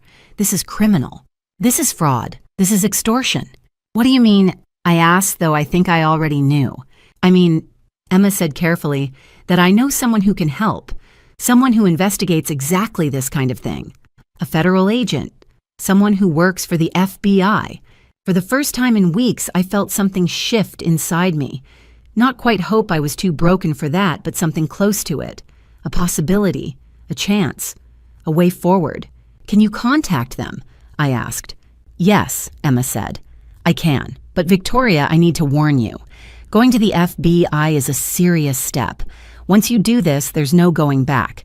Your life is going to be picked apart. Your case is going to be examined from every angle. There will be investigations and interviews and depositions. It's going to be painful and exhausting and emotionally difficult." "I know," I said, "but I have to do this. I can't just let them keep taking from me. I have to fight." "Okay," Emma said. Let me make some calls. I'll see if my contact can meet with you. In the meantime, don't contact Mason or Eleanor. Don't respond to any messages or calls from them. Just wait and let me see what I can set up. I hung up the phone as the sun was starting to rise over Charlotte. For the first time since this nightmare began, I felt something awakening inside me. Not hope exactly, but determination, resolve, the beginning of a counterattack. These people had underestimated me. They'd seen a grieving widow, a trusting friend, a person bound by duty and family obligation. They'd assumed I would break quietly, that I would accept my losses and disappear. They had no idea what I was capable of. A plan was forming in my mind, a way forward, a possibility that I might not be destroyed after all. The fight was finally beginning. The coffee shop Emma had chosen was in a quiet neighborhood on the outskirts of Charlotte, the kind of place where nobody paid attention to the conversations happening in the corner booths. We arrived separately, me first arriving 10 minutes early to steady my nerves, then Emma 5 minutes later pretending not to notice me. Then the man I assumed was Agent Crawford 10 minutes after that. The separation felt intentional, designed to avoid drawing attention, to make it look like three strangers who happened to be in the same place at the same time. Agent Thomas Crawford was not what I expected. I'd imagined someone hard-edged and intimidating, someone who looked like they'd spent their entire career pursuing criminals, someone with the bearing of a military operative. Instead, Crawford was in his late 40s or early 50s, with gray threading through his dark hair at the temples and a thoughtful expression that suggested he'd seen too much and understood too well the darkness that existed in the world. He wore a charcoal suit that was professional but not ostentatious, and when he shook my hand, his grip was firm but not aggressive, reassuring rather than threatening. "Dr. Hartwell," he said, settling into the booth across from me. His voice was calm and measured the voice of someone trained to put people at ease. "Emma's told me a bit about your situation, but I'd like to hear it directly from you. I need to understand what you've been through. Take your time. Tell me everything from the beginning. Leave nothing out, no matter how small it might seem." And so I did. I spent the next 2 hours laying out the entire nightmare from beginning to end.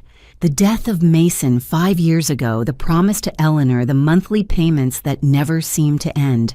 The discovery that Mason was alive, the photographs, the surveillance footage at Riverside Apartments, the fake deepfake images, the humiliation of having my family turn against me, the false drug allegations, the police investigation, the brawl with my career collapsing, the financial extraction that never stopped, demand after demand after demand.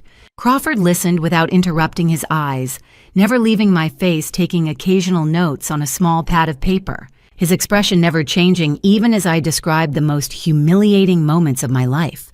When I finished, my voice hoarse from talking for so long, Crawford set down his pen and looked at me with an intensity that was almost overwhelming. He was quiet for a long moment, and I found myself holding my breath, waiting for him to tell me whether he thought my case was worth pursuing. "Dr. Hartwell," he said quietly, his voice carrying the weight of authority and conviction. "What you've described is not a series of isolated incidents committed by one person or even two people acting opportunistically. This is a coordinated federal crime. Mason Hartwell and Eleanor Hartwell, and likely others we haven't identified yet, have been operating a sophisticated fraud scheme targeting vulnerable people. They've used the interstate banking system to move money across state lines. They've filed false reports with law enforcement. They've created fraudulent documents. They've committed wire fraud, mail fraud, identity fraud in the creation of those false photographs, extortion, and possibly money laundering." My heart began to race. Hope and fear warred inside me. "So, you can help me? You believe me?" "Yes," Crawford said simply. "We can help you, and we will. But first, I need you to understand something very important. This is going to be complicated. Not physically dangerous necessarily, but emotionally and legally complex. What we're going to do is set up an operation to catch them in the act of committing fraud in a way that we can document and prosecute beyond any doubt." "What kind of operation?" I asked, my voice barely steady. "We need them to commit fraud again," Crawford explained, leaning back in his chair. They've been careful so far, leaving just enough distance between themselves and the illegal activity to maintain plausible deniability. But we need them to cross that line in a way that we can document and prosecute. We need them to take money that we've marked and tracked in a way that creates an irrefutable chain of evidence while we're recording the entire conversation. You want me to give them money again? I asked, my voice shaking slightly with dread. Not real money, Crawford said reassuringly. We'll provide the funds. Your job is simple. Set up a meeting with Mason. Tell him you've scraped together the additional $50,000 he demanded and agree to hand it over.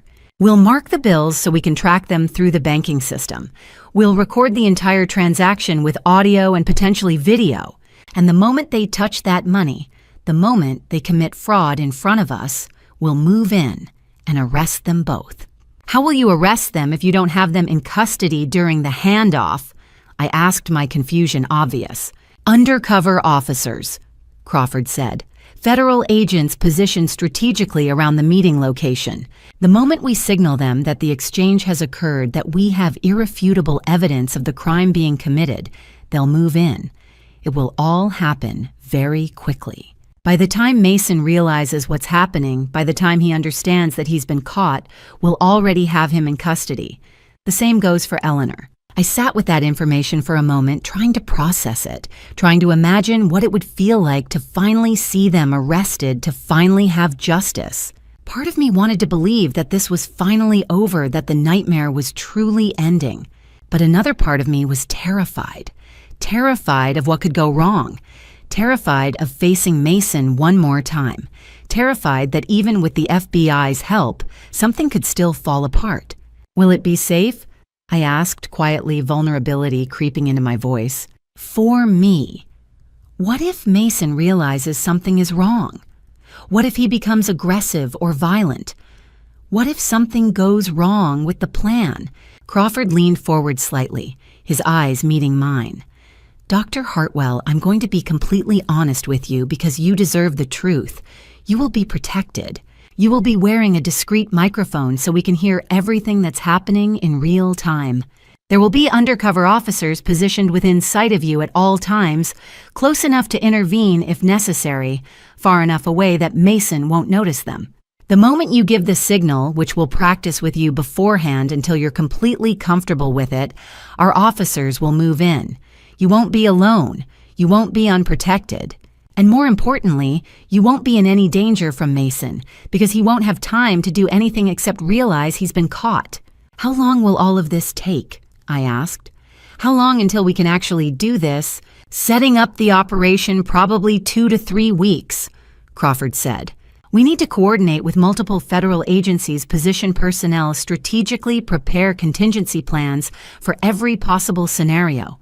We need to make sure the marked money is traceable, that the recording equipment works perfectly, that every detail is airtight for prosecution. But by early August, we should be ready to execute the operation. I nodded slowly, trying to process the timeline. 2 to 3 more weeks of living in limbo, waiting for this to end. 2 to 3 more weeks of anxiety and fear and uncertainty. But after that, after those 3 weeks, this would finally be over. There's one more thing you need to understand. Crawford said, his voice becoming even more serious and intentional. Once we arrest Mason and Eleanor, there will be an investigation. There will be depositions and interviews with the other victims, and Dr. Hartwell, there are others. We've been tracking this operation for several months. There are at least 4 other families who have been victims of the exact same scheme. Different perpetrators, but the same methodology, the same targeting criteria. The case will go to federal court. You will almost certainly have to testify. You will be questioned by the defense attorneys. It will be difficult. I understand, I said, and I did. I understood that my life was about to become even more complicated, even more public, even more painful. But I also understood that it was necessary. That this was the only way to stop them, the only way to make sure they couldn't hurt anyone else. Then we have an agreement, Crawford asked, extending his hand across the table. I looked at his hand, then at Emma, who was nodding encouragement at me from across the booth. I thought about Mason and Eleanor, about the years of betrayal, about the future they'd almost stolen from me. Yes, I said, shaking Crawford's hand firmly. "Yes, we have an agreement. I'm ready." "Good," Crawford said. "I'll be in touch within the week with details about the next steps. Training logistics details about the meeting location and timing. In the meantime, do not contact Mason or Eleanor. Do not make any payments. Do not do anything that might tip them off. Just live your life as normally as possible and wait for my call." "I can do that," I said, though I wasn't entirely sure it was true. Nothing about my life felt normal anymore. As we left the coffee shop again separately to avoid drawing attention to ourselves, I felt the weight of what I'd committed to. The operation was beginning. There was no turning back now. In a few weeks, Mason and Eleanor would be arrested. In a few weeks, this nightmare would finally be over. But until then, I would have to live with the knowledge of what was coming, waiting in the silence, counting down the days, until justice finally arrived. The FBI field office in Charlotte was located in a nondescript building downtown, the kind of place that looked completely ordinary from the outside, but concealed serious work inside. Crawford had arranged for me to come in on a Tuesday morning early enough that there wouldn't be too many people around to notice me arriving. He'd warned me that I should use the back entrance and avoid drawing attention. This operation required absolute secrecy. I parked in the underground garage and took the elevator to the 3rd floor, my heart pounding with anticipation and fear. Crawford was waiting for me in a secure conference room, the kind with reinforced doors and no windows. With him were 2 other agents, a woman named Sarah Mitchell and a man named Detective Rodriguez, and a technical specialist whose name was never mentioned. They had laid out every detail of the operation on a large table, and Crawford walked me through each element systematically, his voice calm and reassuring. "The money," Crawford said, pointing to a stack of bills that were arranged in neat bundles. $50,000 in mixed denominations, 20s, 50s, and hundreds. Each bill has been specially marked using a technique that's invisible to the naked eye, but completely traceable through banking systems and forensic analysis. The moment Mason or Eleanor tries to deposit this money, spend it, or move it through any financial institution, we'll know exactly where it goes and who handles it. I stared at the bills. These pieces of paper represented everything: my freedom, my vindication, my chance to finally stop being a victim. They represented the end of this nightmare that had consumed 5 years of my life. They represented justice. Once Mason takes physical possession of these funds, Crawford continued, his voice steady and professional. Once he attempts to use them or move them through any account or institution, we have him cold. Wire fraud, possession of fraudulently obtained money, conspiracy to commit fraud, extortion. It's airtight. There's no defense, no escape, no way to talk his way out of this. The evidence will be irrefutable. Sarah Mitchell stepped forward and placed a small rectangular device on the table. It looked like a pen, nothing more. A regular ballpoint pen that you might find in any office. "This," she said, her voice professional and precise, "is a high-quality digital audio recording device. It's extremely small, barely the size of a pen, extremely discreet, and extremely effective. You'll wear it concealed inside your clothing. We recommend positioning it on your bra strap or in a pocket near your heart, where it will pick up voices clearly without being visible to anyone looking at you. The sound quality is excellent. We've tested it extensively." She handed me the device, and it felt impossibly small and light in my palm. How could something so tiny possibly capture everything I needed it to capture? How could something this small hold the key to my freedom and their conviction? "The recording will be transmitted wirelessly to our mobile surveillance equipment in the field," she explained. "We'll be monitoring in real time from a van parked nearby. The moment we hear anything that constitutes explicit fraud, extortion, or criminal conspiracy, we'll signal our undercover officers to move in. You won't be alone out there, Dr. Hartwell. We'll be with you every single step of the way, every word, every moment, every gesture. Nothing will escape our attention." Detective Rodriguez pulled up a map on a laptop screen. Independence Park was highlighted with markers showing officer positions. "The park has multiple access points and clear sightlines," he explained. "We'll position undercover officers throughout the area. Some will be jogging on the trails. They'll actually be armed federal agents trained in rapid response. Some will be sitting on benches reading newspapers. Some will be vendors at the concession stand. They'll all look completely normal, completely innocent, but they'll all be watching. We'll have backup vehicles parked strategically around the perimeter, Mitchell added. Officers in unmarked cars positioned at key exit routes. We'll have surveillance cameras positioned on nearby buildings. And yes, she paused, making sure I understood the seriousness of what was about to happen. We'll have trained marksmen positioned on nearby buildings as a precaution. If Mason becomes violent, if he attempts to flee, if he tries to harm you, we can stop him instantly. Snipers. The word made my heart skip a beat, made the reality of this situation crash down on me. This wasn't a fantasy or a hope. This was a real federal operation designed to catch criminals red-handed. This was happening. What if he gets violent? I asked, my voice shaking slightly. What if he realizes something is wrong and tries to run? What if Eleanor shows up instead of Mason? Eleanor will be there, Crawford said with certainty. We have surveillance indicating they always move together on these operations. As for violence, he won't have time. The moment you hand over the money, the moment he takes physical possession of it, we move in. He'll be surrounded by federal agents before he can process what's happening, before he can even think about running or becoming aggressive. We'll have him in custody in less than 30 seconds from the time the exchange occurs. He won't even have time to understand what hit him. Rodriguez pulled up more detailed images on the laptop. These are photographs of the exact location where you'll meet Mason, he said. We recommend positioning yourself near the large oak tree on the north side of the park. It provides good sightlines in all directions. When Mason arrives, stay calm. Act natural. Let him take the money. Don't resist. Don't try to be a hero. Just let the money exchange hands and we'll do the rest. Crawford placed his hand on my shoulder. Dr. Hartwell, I know this is overwhelming. I know you're frightened, but you're doing the right thing. You're helping us stop predators who prey on vulnerable people. There are 4 other families we know about who've been victimized by this same operation. Your cooperation today might prevent them from targeting others.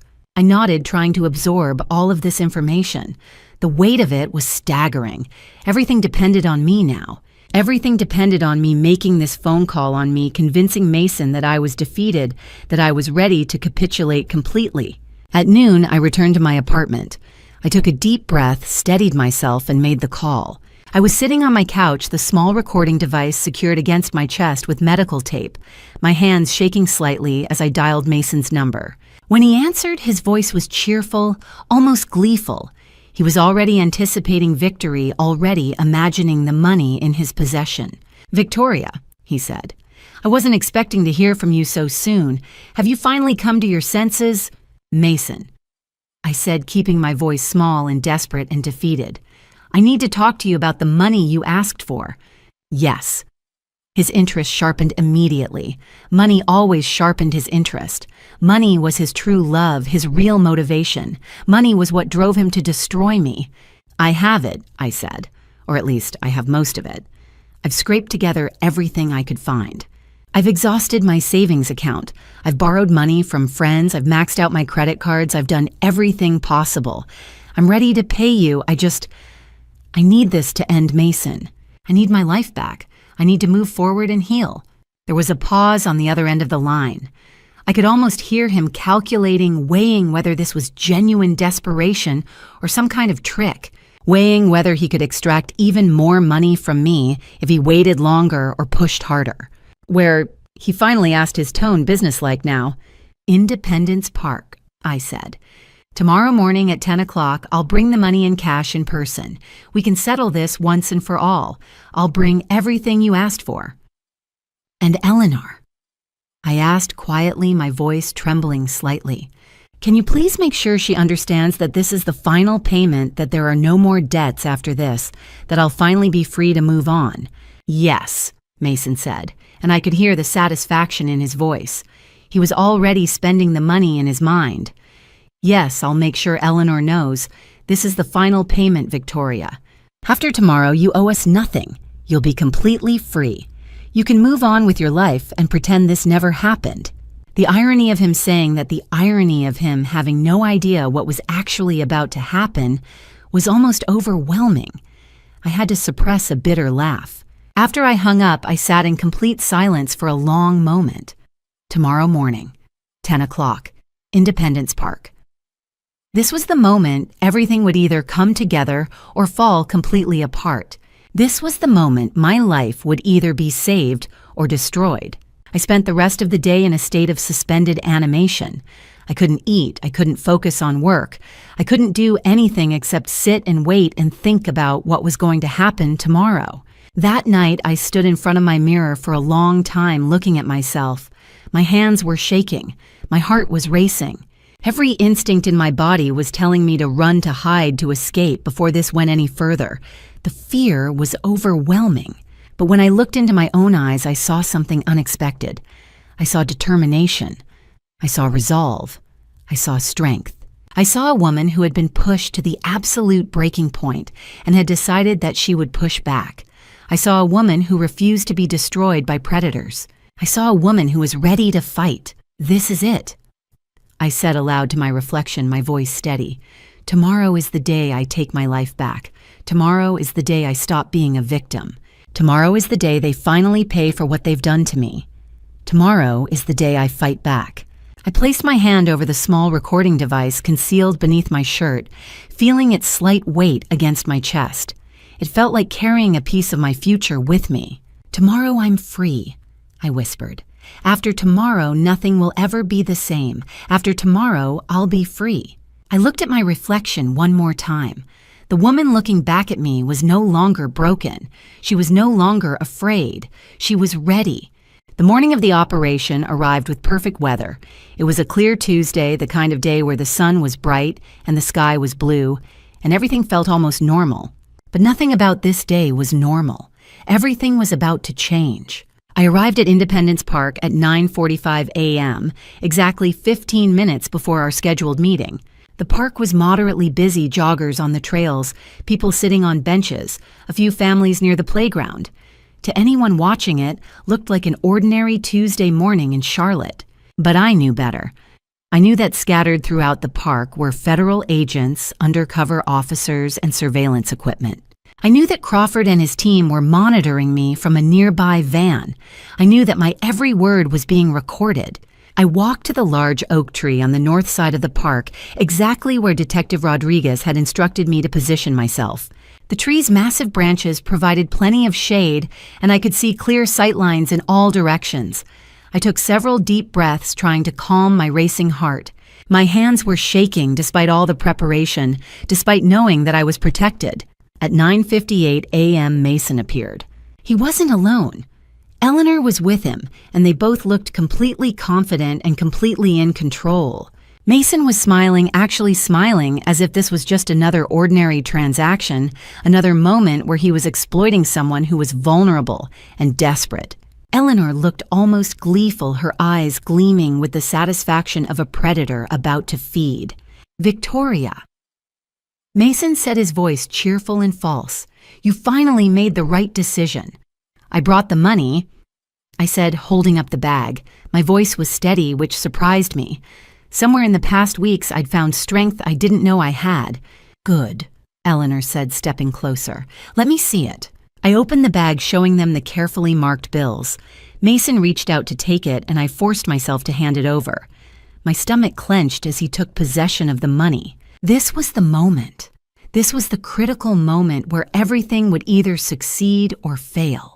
You know, Mason said casually, flipping through the bills, you were so easy to manipulate. It was pathetic, really. You believed everything we told you. A dying man's final request. A struggling mother-in-law, you swallowed it all. You deserved to be scammed, Victoria. You were a terrible wife.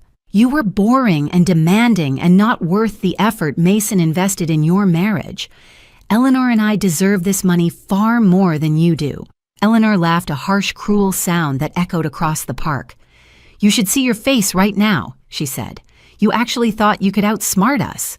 We've been doing this for years, Victoria. We have 5 other victims exactly like you.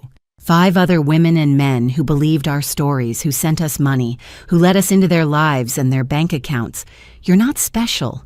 You're just another mark, another easy target. My chest tightened, but I forced myself to stay calm. Let them talk. Let them confess. Every word was being recorded.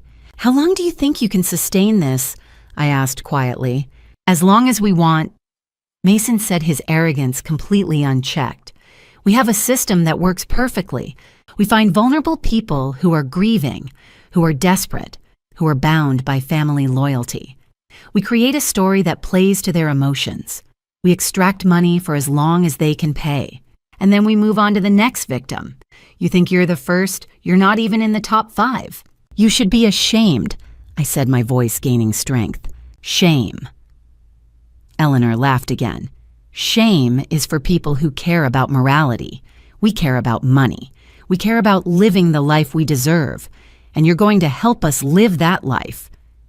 That was when everything changed. Federal agents emerged from seemingly everywhere. They came out from behind trees, from the jogging paths, from the park benches. They surrounded Mason and Eleanor in a perfect circle, weapons, drawn but not aimed, just ready. The operation had been waiting for Mason's explicit confession, for Eleanor's admission of multiple victims. Now they had it. Mason's face went white. He looked around at the agents, and reality crashed down on him like a physical force. He started to say. Mason Hartwell. Eleanor Hartwell, you're under arrest for federal fraud. Crawford's voice came through a loudspeaker. Drop the money and place your hands on your heads. For a moment, Mason seemed to consider running. He looked at the agents, looked at the money still in his hands, looked at Eleanor. Then he bolted. He ran toward the east side of the park, trying to break through the circle of agents. But the FBI had anticipated this. Officer Mitchell stepped into his path, and Mason, running at full speed, crashed directly into her. He went down hard, hitting the ground with enough force that I heard the air get knocked out of his lungs. 3 agents were on him in seconds. They forced him to the ground, pinning his arms, securing his wrists with handcuffs. He was thrashing and screaming, denying everything, claiming he'd been framed. But the recording was irrefutable. His own words had convicted him. Eleanor, meanwhile, offered no resistance. She simply put her hands up and allowed the agents to cuff her. There was almost an expression of resignation on her face, as if she'd always known this day was coming and had made peace with it. As the agents led them away, Mason still struggling and shouting, Eleanor walking with eerie calm, Crawford approached me. You did good, he said. You did really good. The recording is clear. His confession is explicit. Eleanor's admission of other victims gives us multiple avenues for investigation. This is going to stand up in court. We're going to prosecute these people to the fullest extent of the law. I watched as they were placed into separate vehicles. Mason was still shouting, still claiming his innocence, still trying to manipulate the situation, even as it completely fell apart around him. And then, as the vehicles drove away and the park began to return to something resembling normalcy, I felt something shift inside me. The weight that had been pressing down on my chest for 5 years suddenly lifted. The fear that had haunted my every waking moment suddenly evaporated. Justice had finally arrived. What happens now? I asked Crawford. Now, he said, we build the case for trial. We coordinate with the other victims. We prepare for prosecution. And you prepare to testify. I nodded. I was ready. After everything I'd endured, after everything Mason and Eleanor had put me through, I was finally ready to stand up in court and tell the truth. The nightmare was ending. The real battle was about to begin. The federal courthouse in Charlotte stood tall and imposing in the September sunlight. September 2025. Exactly 5 years after Mason's supposed death, I stood at the bottom of the courthouse steps, gathering my strength before ascending. I was here to testify. Inside the courtroom, everything unfolded exactly as I'd anticipated. Mason sat at the defendant's table looking diminished and hollow, no longer the confident predator who had tormented me for 5 years. Eleanor sat beside him, her expression coldly stoic. Both watched me with undisguised hatred as I was sworn in by the bailiff. A DA, Michelle Torres. The prosecutor walked me through my testimony methodically.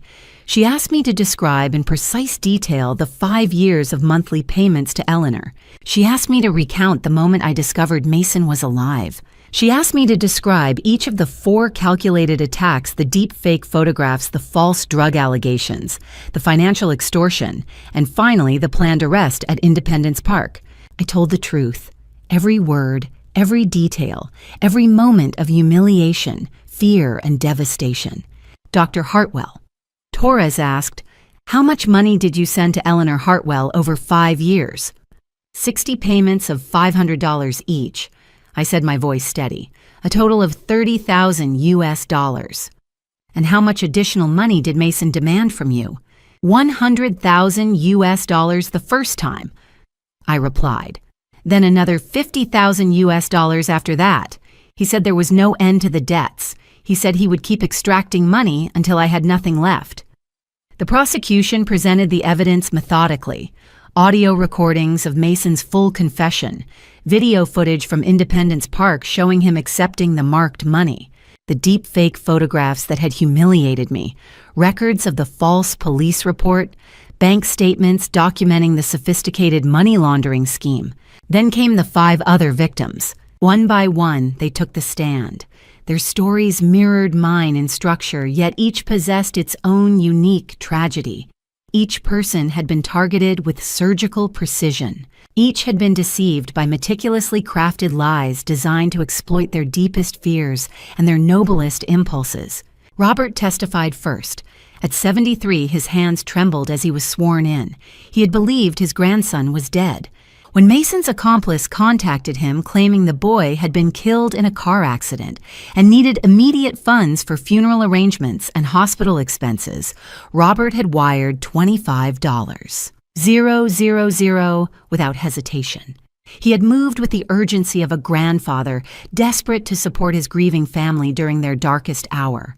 His voice cracked as he described learning the truth. He had called his daughter to coordinate funeral arrangements, only to discover his grandson was alive and well living in California, completely unaware that a stranger had weaponized his existence for fraud. Robert wept on the stand, a grandfather who had never needed to grieve, now devastated by the deception. He had lost not only the money, but also his confidence in his own judgment. He now questioned every decision he made. Patricia, a woman in her early 50s, testified next. She had believed her sister was trapped in an abusive marriage and desperately needed money to escape. Mason's accomplice had posed as a victim advocate, providing detailed accounts of abuse, showing fabricated photographs, creating artificial urgency and crisis. Patricia had sent $18,000 from her hard-earned savings to rescue a sister she thought was in mortal danger. She wept as she described the moment she learned the truth. Her sister had never been in danger. The scheme had deliberately exploited Patricia's protective instincts, her familial love, her desire to help someone she cared about. Her sister sat in the gallery, tears streaming down her face as she listened to how their relationship had been weaponized. Patricia struggled now with trust, even toward family members she had always been close to. David and Sarah, a young married couple in their late 20s, testified together. They had believed a college friend was facing a medical emergency and desperately needed help with hospital bills and emergency surgery. Mason's accomplice had sent them fabricated medical records, counterfeit hospital documents, and heart-wrenching messages from their friend begging for financial assistance. They had each contributed $15,000 from their savings money they had scrimped and saved for years, money meant for their first home down payment. As they testified, their hands remained clasped. Their voices stayed strong despite tears streaming down their faces. 2 people trying to help someone in need, only to discover they had been systematically deceived by organized criminals. Their dream of homeownership had been postponed indefinitely. The betrayal had fundamentally shaken their faith in human nature and their own judgment. They spoke about how they now questioned every request for help, perpetually afraid of being deceived again. Mrs. Williams, a retired schoolteacher in her 70s, described how she had believed she was helping a distant cousin escape human trafficking. The deception was elaborate and extraordinarily convincing. Someone posing as a social worker from an international anti-trafficking organization had contacted her. She had been presented with forged documents purporting to come from legitimate NGOs, shown fake photographs of her cousin in danger, told that time was running out and that her cousin would be lost forever without immediate financial assistance. Mrs. Williams had sent $22,000 from her retirement savings money she could never afford to lose money that was supposed to sustain her through her final decades. She sat in the witness box, hands trembling, voice barely above a whisper, and spoke about the shame she felt for having been duped. She talked about the sleepless nights wondering how she would afford her medications, her rent, her basic living expenses. The jury watched with evident compassion as this vulnerable elderly woman described how her life had been irrevocably altered by criminals who understood the psychology of targeting seniors. Finally, Jasmine, a single mother in her mid-40s, testified about believing her adult son was in serious legal trouble and facing jail time without bail. Mason's accomplice had posed as a court officer, sent official-looking forged legal documents, created artificial urgency and panic by claiming her son would be held indefinitely if bail wasn't posted immediately. Jasmine had sent $20,000 from her retirement savings money she desperately needed to provide for her children money she'd carefully accumulated over decades for her future security. She spoke about the fear she had felt, the desperate drive to save her son, the crushing realization that she had been manipulated into surrendering money she couldn't afford to lose. Her son sat in the gallery devastated that his mother had been victimized using his name.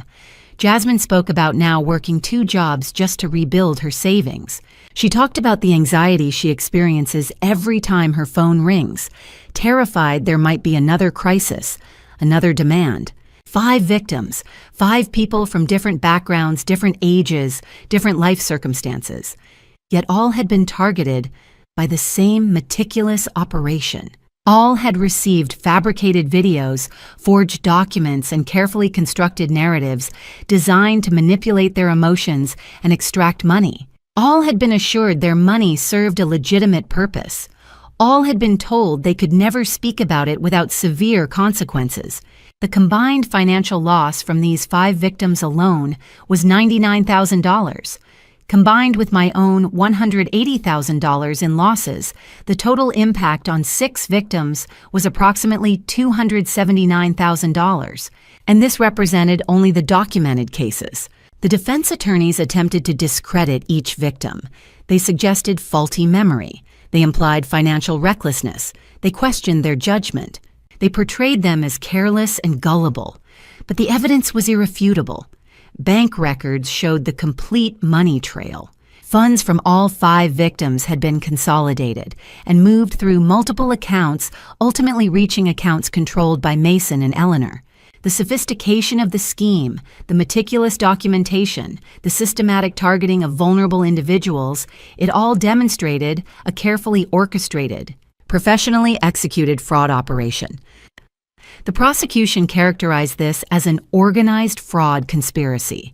They presented evidence that Mason and Eleanor had targeted at least 40 other potential victims over the years. 40 people who had received contact attempts, who had been subjected to the initial stages of the scheme, but who had either been too suspicious or too careful to fall victim. That only 5 people had actually lost money to this operation demonstrated just how expertly crafted and convincing the deception had been. As I listened to each victim testify, I experienced a complex emotional landscape. Relief that I wasn't suffering alone, rage that so many people had been hurt, grief that 5 families had been devastated by these same criminals, fierce determination that justice had to be served, not just for me, but for all of us. The jury listened intently to every word. By the time the final victim finished testifying the case against Mason, and Eleanor was absolutely airtight. Looking back on my journey, I realize I was dangerously naive. I trusted too easily. I believed because I wanted to believe. My greatest mistake wasn't loving my family. It was failing to recognize the predators wearing family masks. If you're watching this, please learn from my suffering. Don't be like me. Don't ignore the warning signs.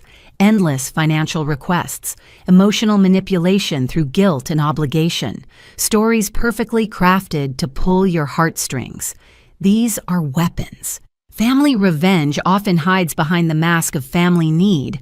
Family betrayal doesn't announce itself, it whispers gently until you're already trapped.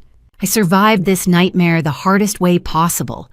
But I also discovered something profound. God never abandoned me, even when I felt utterly alone. In my darkest moments, I turned to prayer and I found supernatural strength. God saw my pain. God orchestrated justice. God restored everything that was stolen. My advice is urgent and simple. Trust but verify. Ask difficult questions. Consult professionals. Protect your finances and your heart with equal vigilance.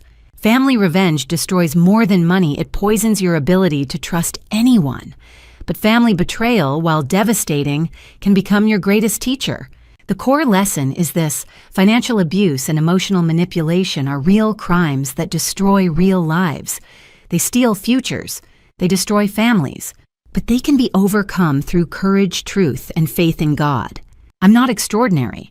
I was simply desperate enough to fight back.